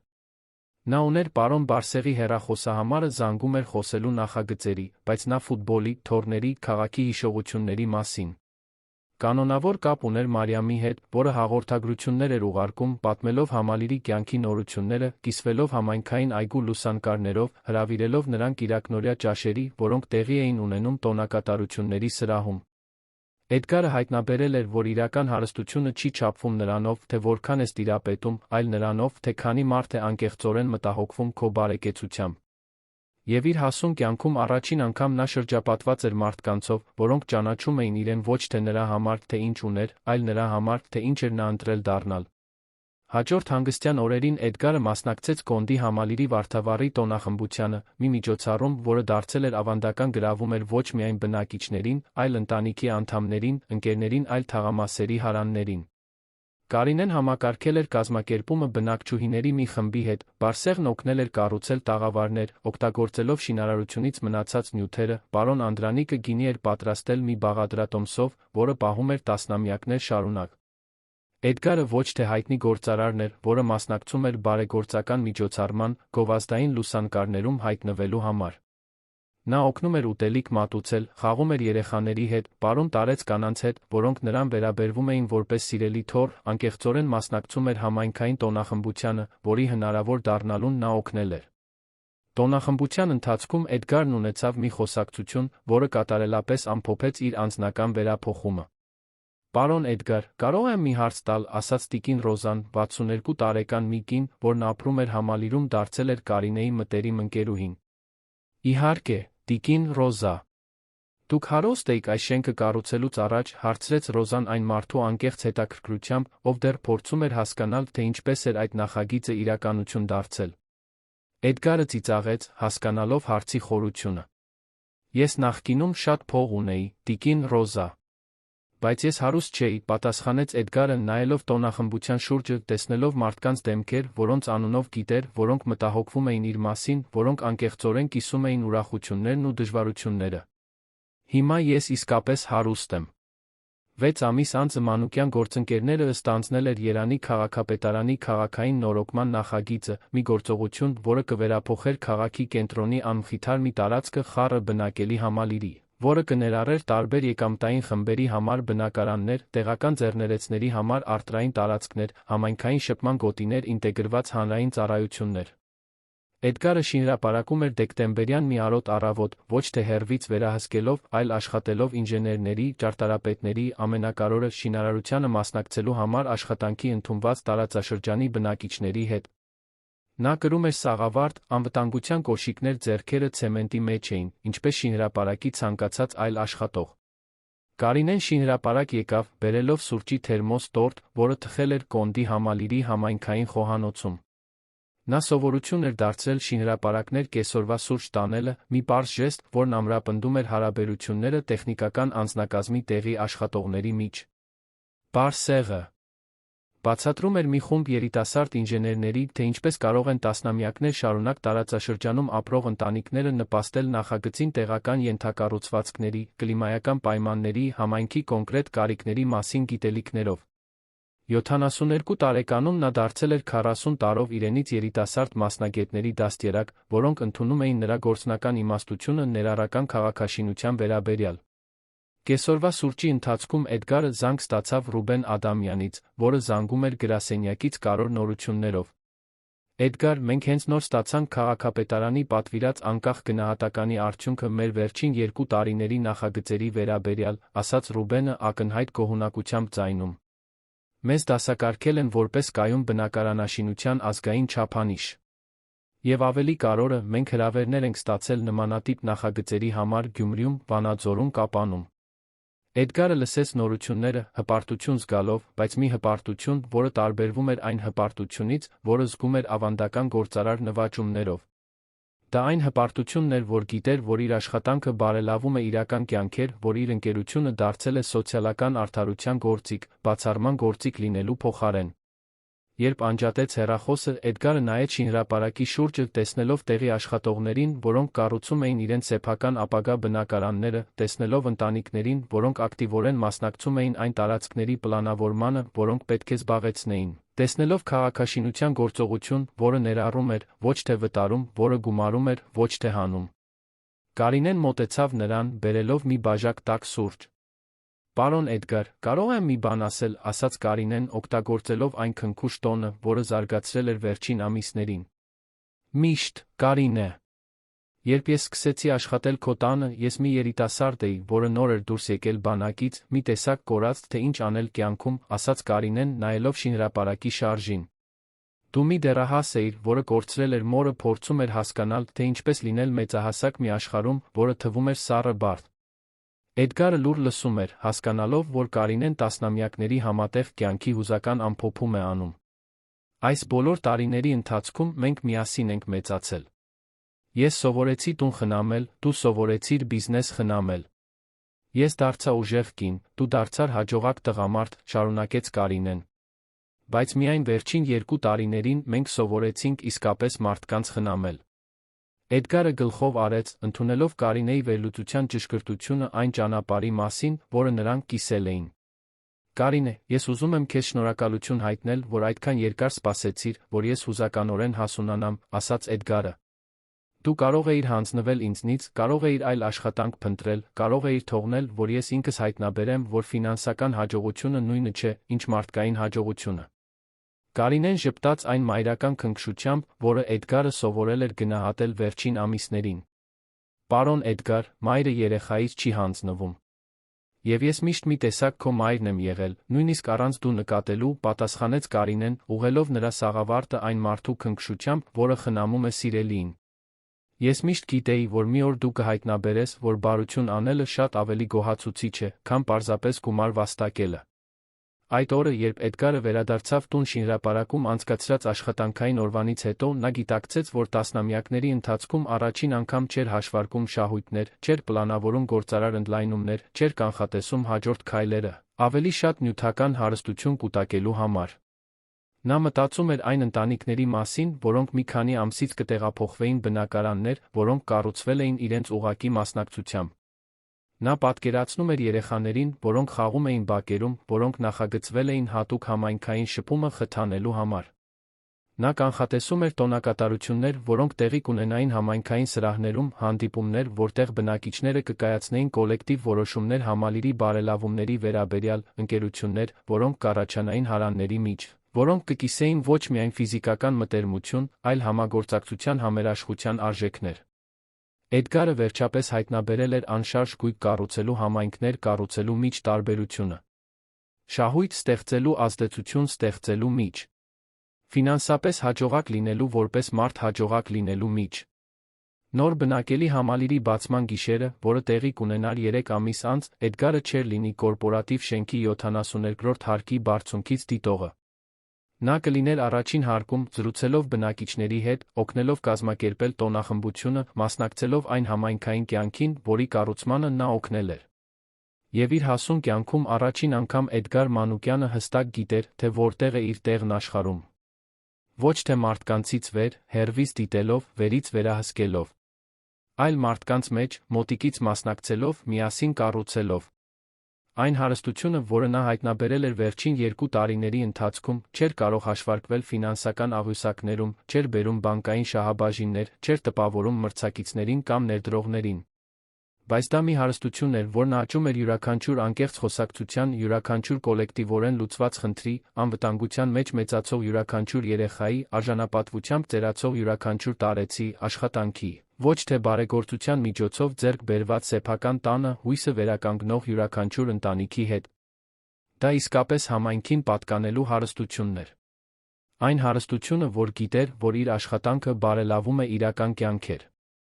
Այն հարստությունը, որ ուներ անկեղծ մարդիկ, որոնք մտահոգվում էին իր բարեկեցությամբ ոչ թե շահի, այլ իրական սիրո համար։ Էդգարը սովորել էր, որ հաջողակ կյանքի իրական չափանիշը ոչ թե այն է, թե որքան ես կուտակում, այլ որքան ես կիսում։ Ոչ թե քանի նախագիծ ես կառուցում, այլ քանի կյանք ես դրականորեն փոխում։ Ոչ թե որքան բարձր ես հասնում մենակ, այլ քանի մարդու ես կարողանում բարձրացնել քեզ հետ։ Բացման նախորդ գիշերը Էդգարը իր բնակարանում էր կենտրոնում, բայց իրեն մենակ չէր զգում։ Նրա հեռախոսն անընդհատ զնգում էր բնակիչների զանգերից, որոնք պատմում էին տոնախմբության վերջին նախապատրաստությունների մասին, աշխատողների, որոնք կիսում էին ավարտված նախագծի հպարտությունը, Կարինեի, որը զեկուցում էր համայնքային կազմակերպման մանրամասները։ Էդգարը նայեց համայնապատկերային պատուհանից, տեսնելով Երանը, որն անվերջ ձգվում էր իր առջ, բայց հիմա նա ոչ միայն ներդրումային հնարավորությունների քարտեզ էր տեսնում։ Նա տեսնում էր մի քաղաք, լի մարդկանցով, որոնք ունեին կարիքներ, երազանքներ, իրական համայնքներ կառուցելու ներուժ, եթե ունենային համապատասխան հնարավորություններ։ Եվ նա գիտեր, որ գտել է իր կյանքի առաքելությունը։ Լինել սոցիալական վերափոխման գործիք, ներառական քաղաքաշինության միջոցով։ Ոչ թե բարոյական պարտավորության կամ կորպորատիվ սոցիալական պատասխանատվության համար, այլ որովհետև հայտնաբերել էր, որ բարություն անելը ապրելու ամենագոհացուցիչ ձն է։ Էդգարը վերջապես հասկացել էր, որ իրական հաջողությունը չափվում է բարելավված կյանքերով, ոչ թե կուտակված շահույթներով։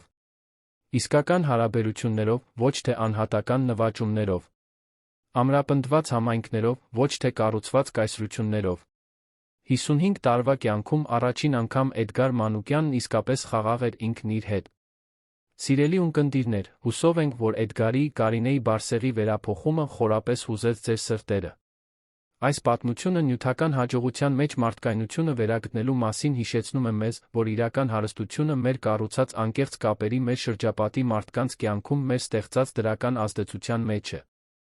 Եթե այս պատմությունը ձեզ մոտ մտորումներ է առաջացրել սեփական արժեքների առաջնահերթությունների մասին, դրեք ձեր հավանումը, բաժանորդագրվեք ալիքին մեկնաբանություններում կիսվեք, թե որ պահն է ձեզ ամենաշատը հուզել։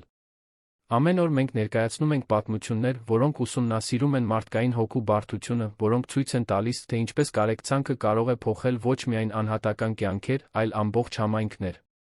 Յուրաքանչյուր պատմություն հրավեր է, նայելու արտաքինից այն կողմ հայտնաբերելու անկեղծ վերափոխման գեղեցկությունը։ Սպասում ենք ձեզ հաջորդ թողարկմանը, որտեղ կշարունակենք ուսումնասիրել այն ուղիները, որոնք մեզ վերադարձնում են մեր ամենախորը մարդկայնությանը։